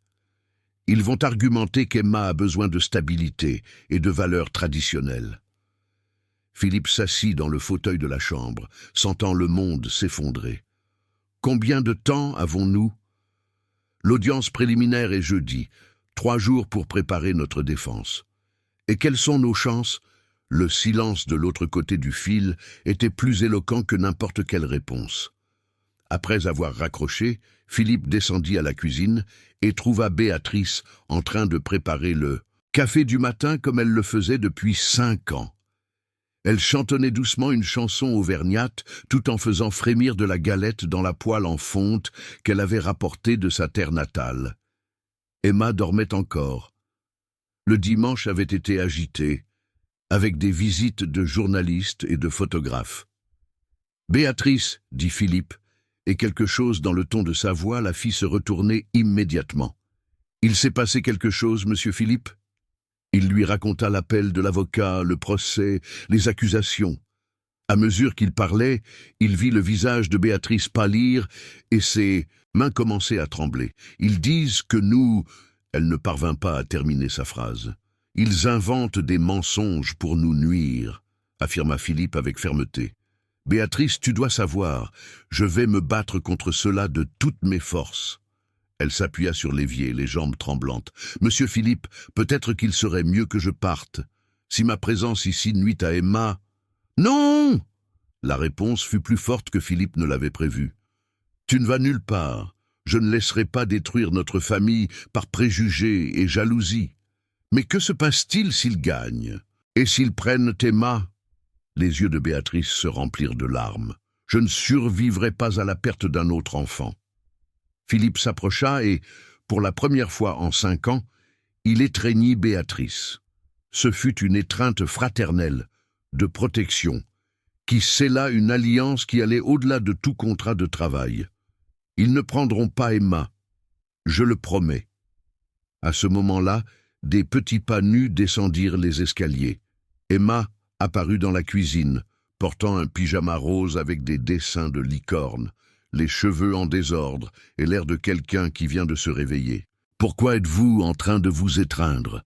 Il s'est passé quelque chose. » Elle s'approcha avec l'intuition aiguisée des enfants qui perçoivent les tensions même lorsque les adultes essaient de cacher. Philippe s'agenouilla à la hauteur des yeux de sa fille. « Emma, princesse, tu te souviens de tante Valérie de Lyon, la sœur de maman au ciel, celle qui vient ici de temps en temps et se plaint de mon désordre ?» Emma fit une grimace. « Elle ne m'aime pas beaucoup. »« Pourquoi penses-tu cela ? » ?»« Parce qu'elle dit toujours que je devrais être plus poli, plus calme, plus sage, et elle n'aime pas quand j'appelle tante Béatrice tante. » Emma s'approcha de Béatrice et prit sa main. « Pourquoi, tante Béatrice ?» Béatrice s'agenouilla aussi, se mettant à la hauteur d'Emma. « Parfois, mon amour, les gens ont des idées différentes sur la façon dont les familles devraient être. Tante Valérie pense que les familles ne peuvent être formées que par des personnes qui sont nées ensemble. »« Mais c'est n'importe quoi !» s'exclama Emma, avec l'honnêteté brutale des enfants. « Une famille, c'est ceux qui prennent soin, qui aiment, qui câlinent quand on est malade. Toi et papa prenez soin de... Moi donc vous êtes ma famille !» Les mots de la petite résonnèrent dans la cuisine avec la force d'une vérité simple et incontestable. Philippe sentit une détermination féroce se former dans sa poitrine. Peu importe combien d'avocats Valérie engagerait, peu importe combien d'argent elle dépenserait ou combien de mensonges elle inventerait. Emma savait exactement ce qu'était une famille, et il ne permettrait à personne de détruire cela. « Emma, dit-il, tante Valérie essaie de convaincre un juge qu'il serait mieux que tu vives avec elle à Lyon. » Les yeux verts d'Emma s'écarquillèrent de peur. « Mais je ne veux pas vivre à Lyon, je veux vivre ici avec vous deux. Et tu vas continuer à vivre ici, » affirma Philippe avec conviction. « Mais peut-être que nous devrons parler à un juge pour expliquer pourquoi notre famille est heureuse comme elle est. »« Le juge va comprendre ?» demanda Emma, inquiète. « Oui, » répondit Béatrice, bien que sa propre voix tremblât d'incertitude. Les juges sont des gens intelligents qui écoutent les enfants. Philippe espérait que Béatrice avait raison. Mais il connaissait suffisamment le système judiciaire français pour savoir que l'intelligence n'était pas toujours le critère le plus pertinent dans des décisions impliquant des préjugés de classe et des concepts traditionnels de famille. Le téléphone sonna à nouveau. Cette fois, c'était Jean-Claude, son attaché de presse. « Philippe, nous avons une situation. Quelqu'un a divulgué des informations sur le procès de Garde au journal Le Monde. Ils vont publier un article demain matin avec le titre « La famille du député se dispute un enfant dans un procès polémique ». Comment ont-ils obtenu ces informations alors que le procès est en secret judiciaire? Je soupçonne que Valérie elle-même a fuité. C'est une stratégie pour vous mettre la pression à travers les médias. Jean-Claude fit une pause. « Philippe, je dois te prévenir d'une autre chose. Des informations sont parvenues selon lesquelles ils enquêtent sur le passé de Béatrice. » Philippe sentit un frisson. Quel type d'enquête? Des détectives privés ont été à Lyon, en Auvergne, posant des questions sur sa famille. Ils ont également été à l'hôpital où elle a travaillé ici à Paris. La voix de Jean-Claude était tendue. Ils cherchent n'importe quoi qui pourrait être utilisé contre elle. Ont-ils trouvé quelque chose? Nous ne savons pas encore. Mais Philippe, tu dois te préparer à la possibilité qu'ils inventent quelque chose s'ils ne trouvent rien de réel.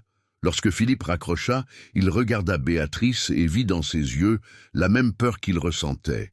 Ce n'étaient plus seulement deux personnes luttant pour un enfant. C'étaient deux personnes de classes sociales différentes, affrontant un système conçu pour favoriser les privilégiés. « Béatrice, dit-il, je vais passer quelques appels. Je connais des gens qui peuvent t'aider. » Quel genre de gens? De vrais journalistes, des politiciens qui comprennent la justice sociale, des avocats spécialisés en droit de l'homme. Philippe prit son téléphone. S'ils veulent une guerre médiatique, ils l'auront. mais cette fois, la vérité sera de notre côté. Pendant que Philippe commençait à mobiliser ses contacts à Paris, Emma s'assit par terre dans la cuisine et commença à dessiner. Lorsque Béatrice lui demanda ce qu'elle faisait, elle répondit avec détermination. « Je dessine notre famille pour montrer au juge, pour qu'il voie que nous sommes heureux et que nous nous aimons. » C'était un dessin simple, fait avec des crayons de couleur sur une feuille de papier. Mais dans ces traits d'enfant se trouvait la preuve la plus convaincante que certaines vérités n'ont pas besoin d'avocats coûteux ou d'arguments sophistiqués pour être comprises. Parfois, il suffit du regard, pur d'un enfant de 5 ans, pour montrer au monde ce qui compte vraiment. Le mardi matin, la cuisine du manoir de Neuilly-sur-Seine s'était transformée en véritable quartier général. La table en bois massif, où Emma avait l'habitude de prendre son petit déjeuner, était couverte de documents, d'ordinateurs portables et de téléphones portables. Maître Claude Dupont était arrivé à 7 heures du matin accompagné de son équipe juridique, et depuis lors, il n'avait cessé de passer des appels et d'analyser des précédents juridiques. Béatrice observait tout ce mouvement avec un mélange de fascination et de terreur. Elle n'avait jamais vu autant d'avocats ensemble, tous vêtus de costumes coûteux et parlant un langage juridique qu'elle comprenait à peine. Elle se sentait comme une intruse dans son propre drame, une pièce dans un jeu dont elle ne connaissait pas les règles. « Béatrice, j'ai besoin que tu me racontes tout sur ta vie ces 10 dernières années, » dit maître Marina Vasconcelos, une avocate spécialisée en droit de la famille que maître Claude avait appelée en renfort. C'était une femme noire de 50 ans, diplômée de la Sorbonne, avec une réputation solide dans les affaires impliquant les droits des travailleurs domestiques. « Tout ?» demanda Béatrice, nerveuse. « Tout ? Où tu as vécu, où tu as travaillé, avec qui tu t'es lié, quel genre de problème tu as eu ou n'as pas eu. » Maître Marina ouvrit un enregistreur. Ils vont enquêter sur chaque aspect de ta vie à la recherche de quelque chose qu'ils pourraient utiliser contre toi. Nous devons anticiper. Béatrice prit une profonde inspiration et commença à raconter. Elle parla de son enfance pauvre à Lyon, de son mariage à 18 ans avec Jeanne Santos, un maçon qui mourut dans un accident de chantier alors qu'elle était enceinte. De la lutte pour élever João Pedro seul, de son travail comme femme de ménage à Saint-Denis pour payer les factures, de la mort de son fils par pneumonie, dans un hôpital public sans ressources adéquates. « C'est après la mort de João Pedro que je suis venue à Paris, » dit-elle, la voix nouée. « Je ne pouvais plus rester en Auvergne. Tout là-bas me rappelait lui. Et comment as-tu obtenu le poste à l'hôpital Notre-Dame de Paris ? » Ma cousine Constance travaillait à la réception. Elle m'a aidé à obtenir un poste d'auxiliaire de nettoyage. Béatrice essuya une larme. C'est là que j'ai rencontré Madame Marie. Maître, Marina prenait des notes rapidement. Béatrice, as-tu déjà été arrêtée ? As-tu eu des problèmes avec des drogues, de l'alcool ou tout autre type de dépendance ? Jamais, docteur. Je ne bois même pas de bière. Des relations amoureuses après la mort de ton mari ? Béatrice rougit. Non, docteur. Après la mort de João Pedro, j'ai un peu fermé cette partie de ma vie. Tout mon amour était consacré à prendre soin d'Emma. Philippe, qui était en ligne avec un député dans la pièce à côté, entendit une partie de la conversation et sentit son cœur se serrer. Il réalisait seulement maintenant le sacrifice que Béatrice avait fait. Une femme encore jeune et attirante qui avait abdiqué toute vie personnelle pour se consacrer entièrement à sa fille. « Maître Marina, » interrompit Philippe en terminant son appel, « je viens de parler avec le député Marcio Resende, qui préside la Commission des droits de l'homme. Il veut t'aider. » « Comment ? » « Il va utiliser son mandat pour demander des informations sur la manière dont les enquêtes contre Béatrice sont menées. S'il y a des irrégularités, il peut les exposer publiquement. » À ce moment-là, Jean-Claude arriva en courant, avec une expression d'urgence sur le visage. « Philippe, nous avons des bonnes et des mauvaises nouvelles. La bonne, c'est que le mouvement Baou Famille du Cœur explose sur les réseaux sociaux. Des milliers de personnes partagent des histoires de familles non traditionnelles qui ont réussi. Et la mauvaise nouvelle?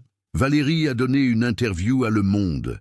Elle sortira demain avec le titre « Le politicien et la domestique », quand la charité devient promiscuité. Jean-Claude montra son téléphone avec un aperçu de l'article. Elle insinue que vous avez une relation et qu'Emma est utilisée comme un pantin dans une mise en scène politique. Philippe sentit la colère monter dans sa gorge. Elle ne peut pas faire ça. C'est de la diffamation. Elle peut et elle l'a fait, dit maître Claude en regardant par-dessus ses lunettes. Techniquement, elle n'a rien affirmé. Elle a juste questionné et suscité des soupçons. C'est une stratégie juridique intelligente. Béatrice était devenue complètement pâle. « Monsieur Philippe, peut-être serait-il mieux que je parte vraiment. Je ne peux pas laisser détruire votre réputation à cause de moi. »« Béatrice, arrête ça !» Philippe frappa la table avec assez de force pour faire taire tout le monde. « Tu ne vas nulle part. Et tu sais pourquoi. Parce que si nous fuyons maintenant, si nous nous cachons, nous admettrons qu'il y a quelque chose de mal dans notre famille. Et il n'y a rien de mal. » Maître Marina regarda Philippe avec approbation. « Il a raison, Béatrice. Fuir serait confirmer leurs soupçons. Mais que se passe-t-il si le juge croit à ses mensonges?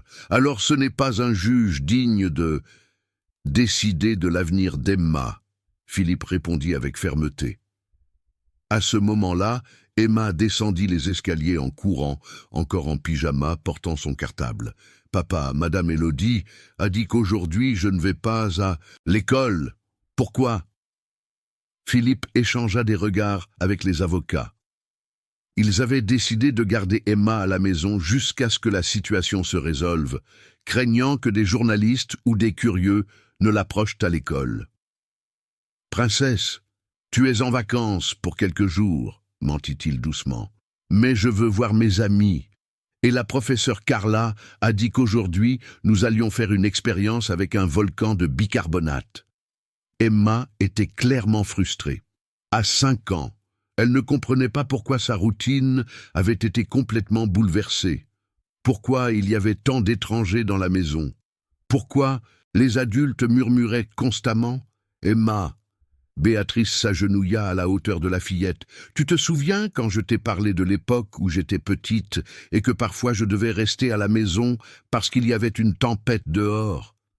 Emma hocha la tête. « Et tu disais que quand la tempête passerait, le soleil brillerait encore plus fort. » Exactement. Maintenant nous sommes dans une tempête, mais elle va bientôt passer. Et quand elle passera, je pourrai retourner à l'école? Oui, mon amour. Emma sembla satisfaite par l'explication. Elle se dirigea vers Philippe et monta sur ses genoux. « Papa, hier j'ai rêvé de maman dans le ciel encore. » Philippe ressentit un frisson. « Que t'a-t-elle dit cette fois ?» Elle a dit que parfois les gens essaient de séparer ceux qui s'aiment, mais que l'amour est plus fort que la méchanceté. Emma parla avec le sérieux des enfants qui transmettent des messages importants. Et elle a dit une chose pour toi. Pour moi, elle a dit « Dis à Philippe qu'il n'a pas besoin d'avoir peur. J'ai choisi Béatrice pour une raison, et cette raison sera claire pour tout le monde. » Un silence respectueux envahit la cuisine. Même les avocats, habitués à ne traiter que des faits concrets, furent impressionnés par la naturelle et la conviction de la fillette. Maître Claude fut le premier à se ressaisir. « Philippe, devons-nous utiliser ces rêves comme témoignage? Je sais que cela peut sembler étrange, mais dans les affaires de garde, le souhait de l'enfant a un poids légal. Penses-tu qu'un juge prendra des rêves au sérieux? Si nous les présentons de manière appropriée, comme une manifestation du subconscient de l'enfant exprimant ses besoins émotionnels et ses liens affectifs, cela peut fonctionner. » Maître Marina acquiesça. « J'ai de l'expérience avec des cas où les enfants montrent des préférences à travers des manifestations non conventionnelles. L'important est de montrer qu'Emma a des liens solides et sains avec vous deux. » Le téléphone de Philippe sonna. C'était un numéro inconnu, mais il décida de répondre. « Député Martin, ici Teresa Dupont, présidente de la Fédération nationale des travailleurs domestiques. » Philippe connaissait le nom. Teresa Dupont était une leader syndicale respectée qui avait lutté pendant des décennies pour les droits des employés de maison en France. « Député, je vous appelle pour offrir notre aide. Votre cas est devenu un symbole de la lutte contre le préjugé social. Nous voulons organiser une manifestation de soutien. » Quel type de manifestation ? Un acte public sur l'esplanade des ministères, des milliers de travailleuses domestiques, de nourrices, de gardes, toutes montrant que la famille se construit avec amour, pas avec un contrat de travail. La voix de Teresa était chargée d'émotion. Béatrice représente toutes celles d'entre nous qui élèvent des enfants d'autrui comme s'ils étaient les nôtres. Philippe regarda Béatrice, qui avait entendu la conversation et avait les yeux embués. Teresa, ce serait un honneur de bénéficier de ce soutien. Alors c'est noté pour jeudi, 1 heure avant l'audience. Nous allons montrer à ce tribunal que toute la France regarde. Quand Philippe raccrocha, une nouvelle détermination se lisait sur son visage. La bataille était devenue plus grande que sa famille. C'était maintenant une question de justice sociale, de droits humains, de montrer au pays que le préjugé ne pouvait pas vaincre l'amour. « Béatrice, dit-il, es-tu prête à devenir un symbole ?» Elle regarda Emma, qui dessinait tranquillement sur une feuille de papier, inconsciente de l'ampleur du moment qu'il vivait. « Si c'est pour protéger notre petite fille, répondit-elle, je suis prête à tout. » Jeudi, 7 heures du matin. Le ciel de Paris était clair et bleu, sans un nuage, comme si la nature elle-même voulait que cette journée soit cristalline pour tous les côtés de la vérité. Philippe n'avait pas réussi à bien dormir pendant la nuit, se levant plusieurs fois pour vérifier si Emma allait bien et si Béatrice n'avait pas changé d'avis sur le fait d'affronter le tribunal. La maison de Neuilly-sur-Seine fourmillait d'activité depuis 5 heures du matin. Maître Marina était arrivé avec une équipe de 3 avocats et une pile de documents prouvant l'historique exemplaire de Béatrice. Maître Claude coordonnait la stratégie juridique tout en prenant son 5e café de la journée. Jean-Claude recevait des appels de journalistes de plusieurs régions qui voulaient couvrir l'audience. « Béatrice, tu dois manger. » Madame Élodie insista, plaçant une assiette de quiche lorraine devant elle. La gouvernante, habituellement réservée, était devenue une alliée féroce depuis qu'elle avait compris l'ampleur de l'injustice qui se déroulait. « Je ne peux rien manger, Madame Élodie. J'ai peur de vomir, » admit Béatrice, ses mains tremblant, alors qu'elle tenait sa tasse de café. « Béatrice !» Philippe s'assit à côté d'elle à la table de la cuisine. « Tu te souviens de ce que tu m'as dit le premier jour, où nous avons vraiment parlé, à propos de Madame Marie t'ayant demandé de prendre soin d'Emma ? Je m'en souviens. Alors, souviens-toi aussi que tu es en train de tenir une promesse sacrée. Ce n'est pas à propos de toi ou de moi. C'est pour honorer la dernière volonté d'une mère. » Emma descendit les escaliers à ce moment-là, portant sa robe bleue préférée, celle qu'elle avait mise pour son dernier anniversaire. Elle avait choisi la tenue elle-même, disant qu'elle voulait être jolie pour parler au juge. « Bonjour famille », dit-elle joyeusement, comme si c'était une journée normale. La A naturelle de la fillette apporta un soulagement momentané à la tension qui dominait la maison. Philippe prit Emma dans ses bras et embrassa son front. « Bonjour, princesse. As-tu bien dormi ? » ?»« Oui. Et j'ai rêvé de maman au ciel encore. » Emma se blottit contre son père. « Elle a dit qu'aujourd'hui est un jour très important et que je dois dire la vérité au juge. Et tu sais dire la vérité. » »« Bien sûr. La vérité, c'est que je vous aime tous les deux et que je veux rester avec vous pour toujours. » À 9 heures du matin, un convoi de 3 voitures quitta la maison en direction du tribunal de Lyon. Philippe conduisait la première voiture, avec Emma et Béatrice. Derrière, il y avait les avocats et les conseillers. La 3e voiture était celle de la sécurité engagée, nécessaire en raison des menaces que Philippe avait reçues de groupes conservateurs radicaux. Pendant le trajet de 2 heures, Emma fredonna des chansons pour enfants et joua avec une poupée que Béatrice avait fabriquée pour elle avec des chutes de tissu. La tranquillité de la fillette contrastait avec l'anxiété des adultes qui vérifiaient des documents et révisaient des arguments pour la 100e fois. « Tante Béa, dit Emma en approchant de Lyon, as-tu peur ? Un peu, mon amour. Tu n'as pas besoin d'avoir peur. Maman au ciel veille sur tout. » Lorsqu'ils arrivèrent au tribunal, Philippe fut choqué par ce qu'il trouva.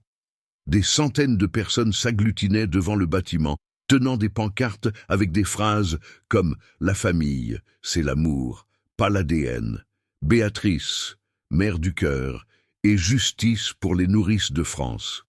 Teresa Dupont avait tenu sa promesse. Des travailleuses domestiques de tout le pays s'étaient mobilisées pour soutenir la cause. « Mon Dieu !» murmura Béatrice en voyant cette foule. « Autant de gens qui t'aiment », corrigea Philippe, « autant de gens qui comprennent ce que tu représentes. » En même temps, de l'autre côté de la rue, un groupe plus petit mais plus organisé exhibait des banderoles avec des messages opposés. Famille traditionnelle française, les enfants ont besoin de valeurs morales et assez de marxisme culturel. Valérie Martin était au milieu d'eux, donnant des interviews à des chaînes conservatrices. L'entrée au tribunal fut tendue. Des reporters criaient des questions, des photographes prenaient des clichés, et la sécurité dut ouvrir un chemin à travers la foule. Emma, effrayée par tout ce bruit, s'accrocha au cou de Béatrice et cacha son visage. « Tout va bien, mon amour », murmura Béatrice à l'oreille de la fillette. « Ces gens sont ici parce qu'ils nous aiment. » La salle d'audience était petite et formelle, avec des murs en bois sombres et le blason du tribunal de justice du Rhône accroché derrière la chaise du juge. Maître José Antoine Mendeiros, 62 ans, magistrat connu pour ses décisions conservatrices dans les affaires de famille, entra ponctuellement à 10 heures. Valérie était assise sur le côté gauche de la salle, accompagnée de Marc Verdier et de 2 autres avocats. Elle portait un costume gris discret et une expression de souffrance étudiée, comme une tante aimante luttant pour sauver sa nièce d'une situation dégradante.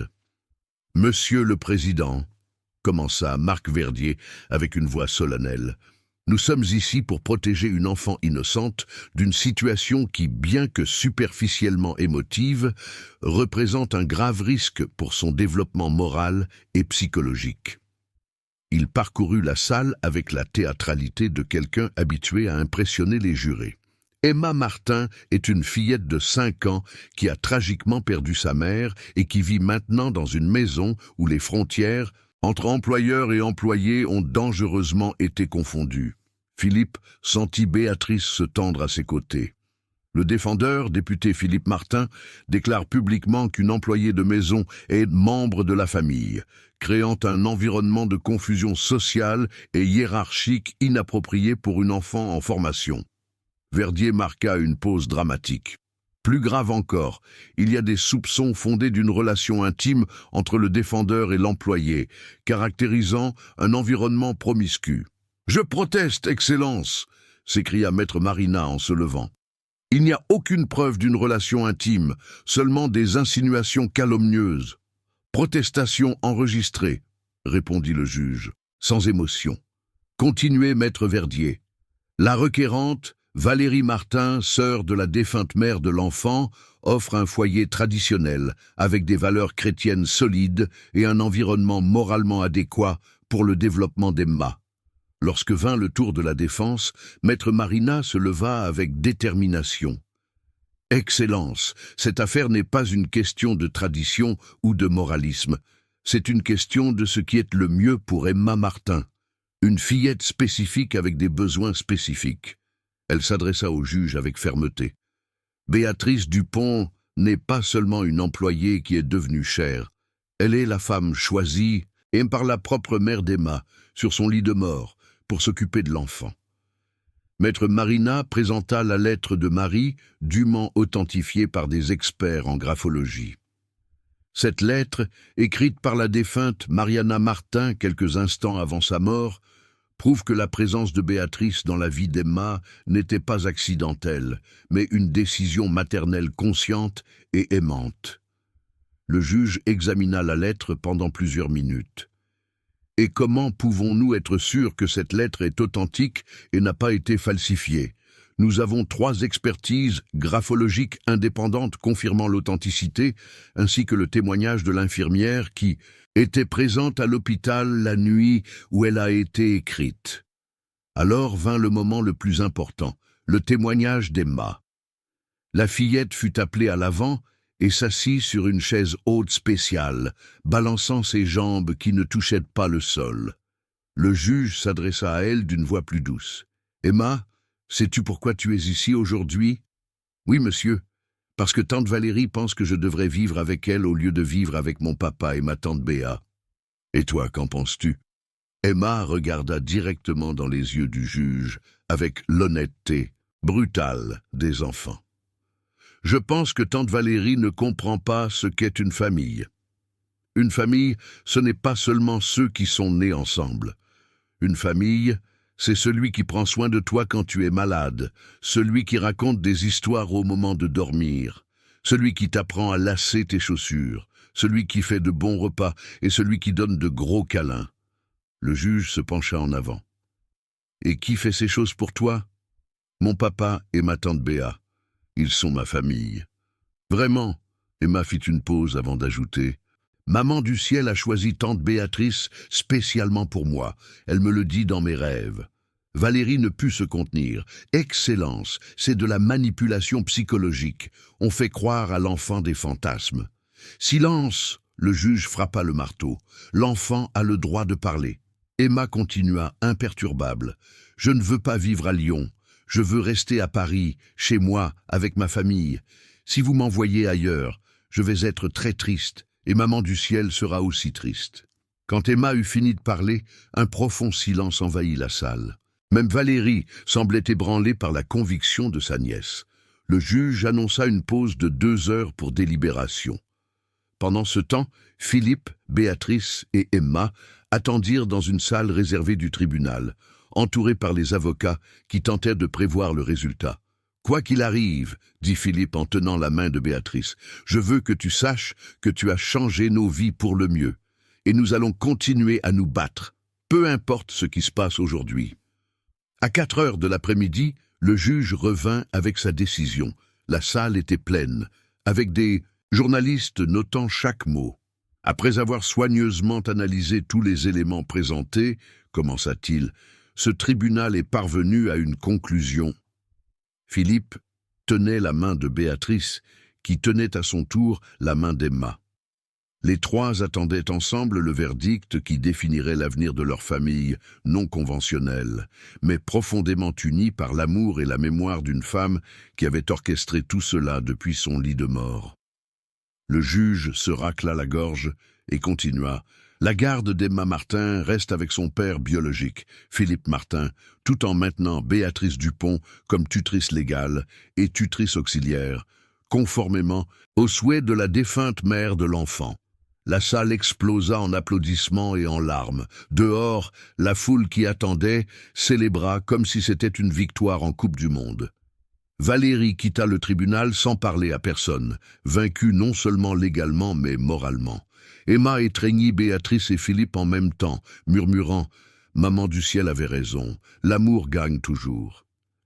Et pour la première fois en 5 ans, Philippe comprit pleinement que certaines victoires valent tous les combats et que le véritable amour trouve toujours un moyen de prévaloir, même contre les préjugés les plus enracinés de la société.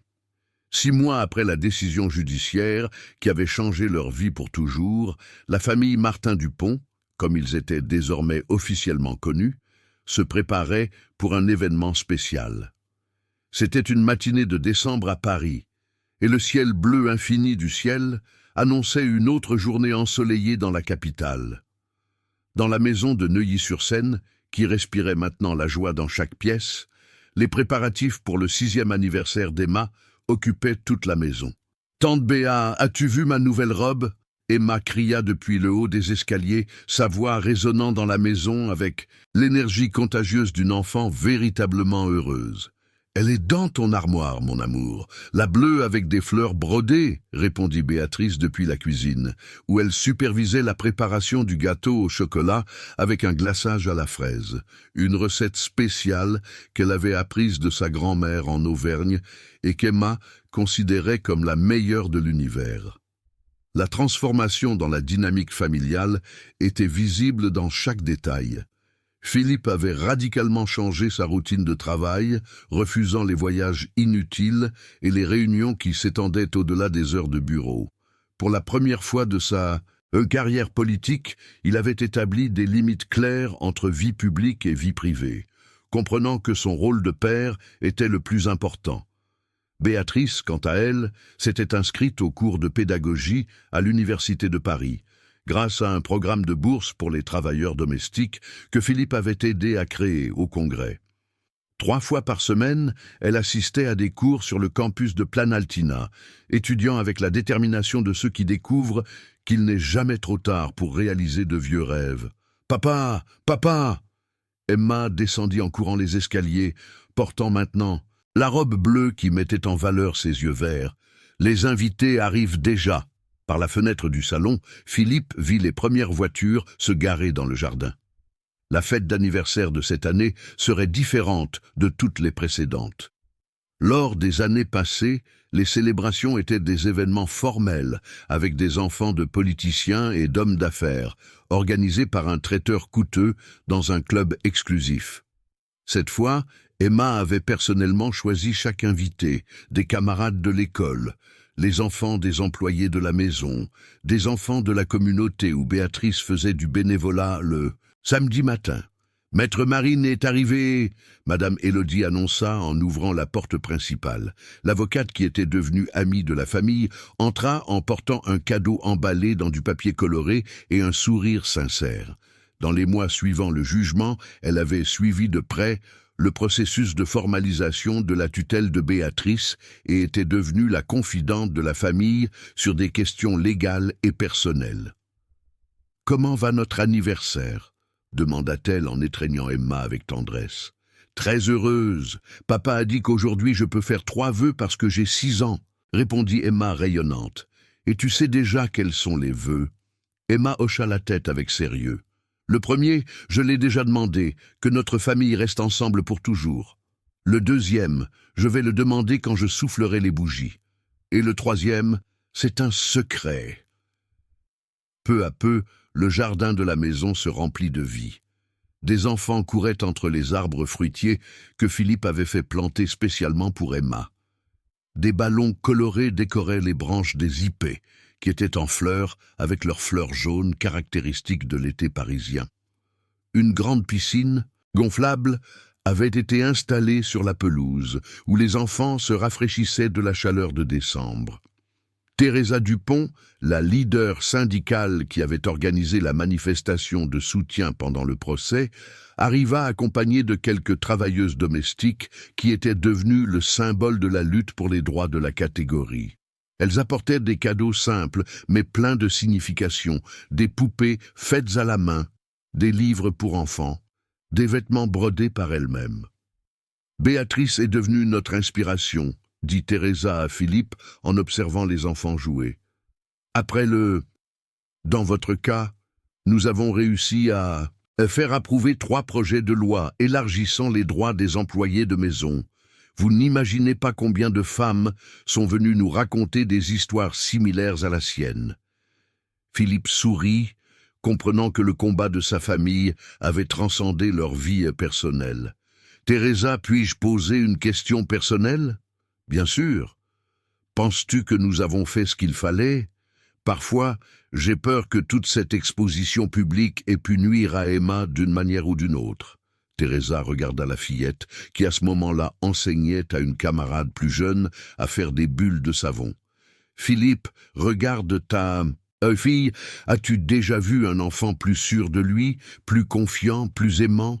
Vous n'avez pas seulement fait ce qu'il fallait, vous avez montré à tout le Brésil que la famille est une question d'amour, pas de convention sociale. » À ce moment-là, Valérie Martin apparut à l'entrée de la maison. Philippe sentit son sang se glacer. Dans les mois qui avaient suivi le jugement, la belle-sœur avait gardé une distance totale avec la famille, refusant de répondre aux appels ou aux messages. Sa présence là était complètement inattendue. « Elle veut entrer ?» dit le garde par interphone. Philippe regarda Béatrice, qui avait cessé d'organiser les petits gâteaux sur la table pour observer la situation. Emma, réalisant la tension des adultes, s'approcha curieuse. « Papa, qui c'est ?»« C'est tante Valérie, princesse. Elle veut entrer. » Emma fit une expression pensive. « Elle est venue pour se battre avec nous encore ? Je ne sais pas, mon amour. Que penses-tu que nous devrions faire ?» La fillette regarda Béatrice, puis Philippe, et enfin les autres enfants jouant dans le jardin. « Je pense qu'aujourd'hui, c'est mon anniversaire et je peux choisir qui reste à ma fête. Si tante Valérie promet de ne pas dire de choses méchantes sur tante Béatrice, elle peut entrer. » Philippe sourit devant la maturité de sa fille. « Alors allons lui parler. » Valérie entra hésitante, portant un cadeau emballé et une expression gênée. À 50 ans, elle semblait avoir vieilli plus que d'habitude ces derniers mois. Ses vêtements étaient plus simples que d'habitude, et il y avait une vulnérabilité dans ses yeux que Philippe n'avait jamais vue auparavant. « Philippe, » dit-elle d'une voix basse, « puis-je vous parler quelques minutes ?» Ils se dirigèrent vers un coin plus tranquille du jardin, près du rosier que Philippe avait planté en mémoire de Marie. Emma les suivit, insistant pour participer à la conversation. « Je suis venue demander pardon », commença Valérie, les mots sortant avec difficulté. « Ces derniers mois m'ont fait réfléchir à beaucoup de choses.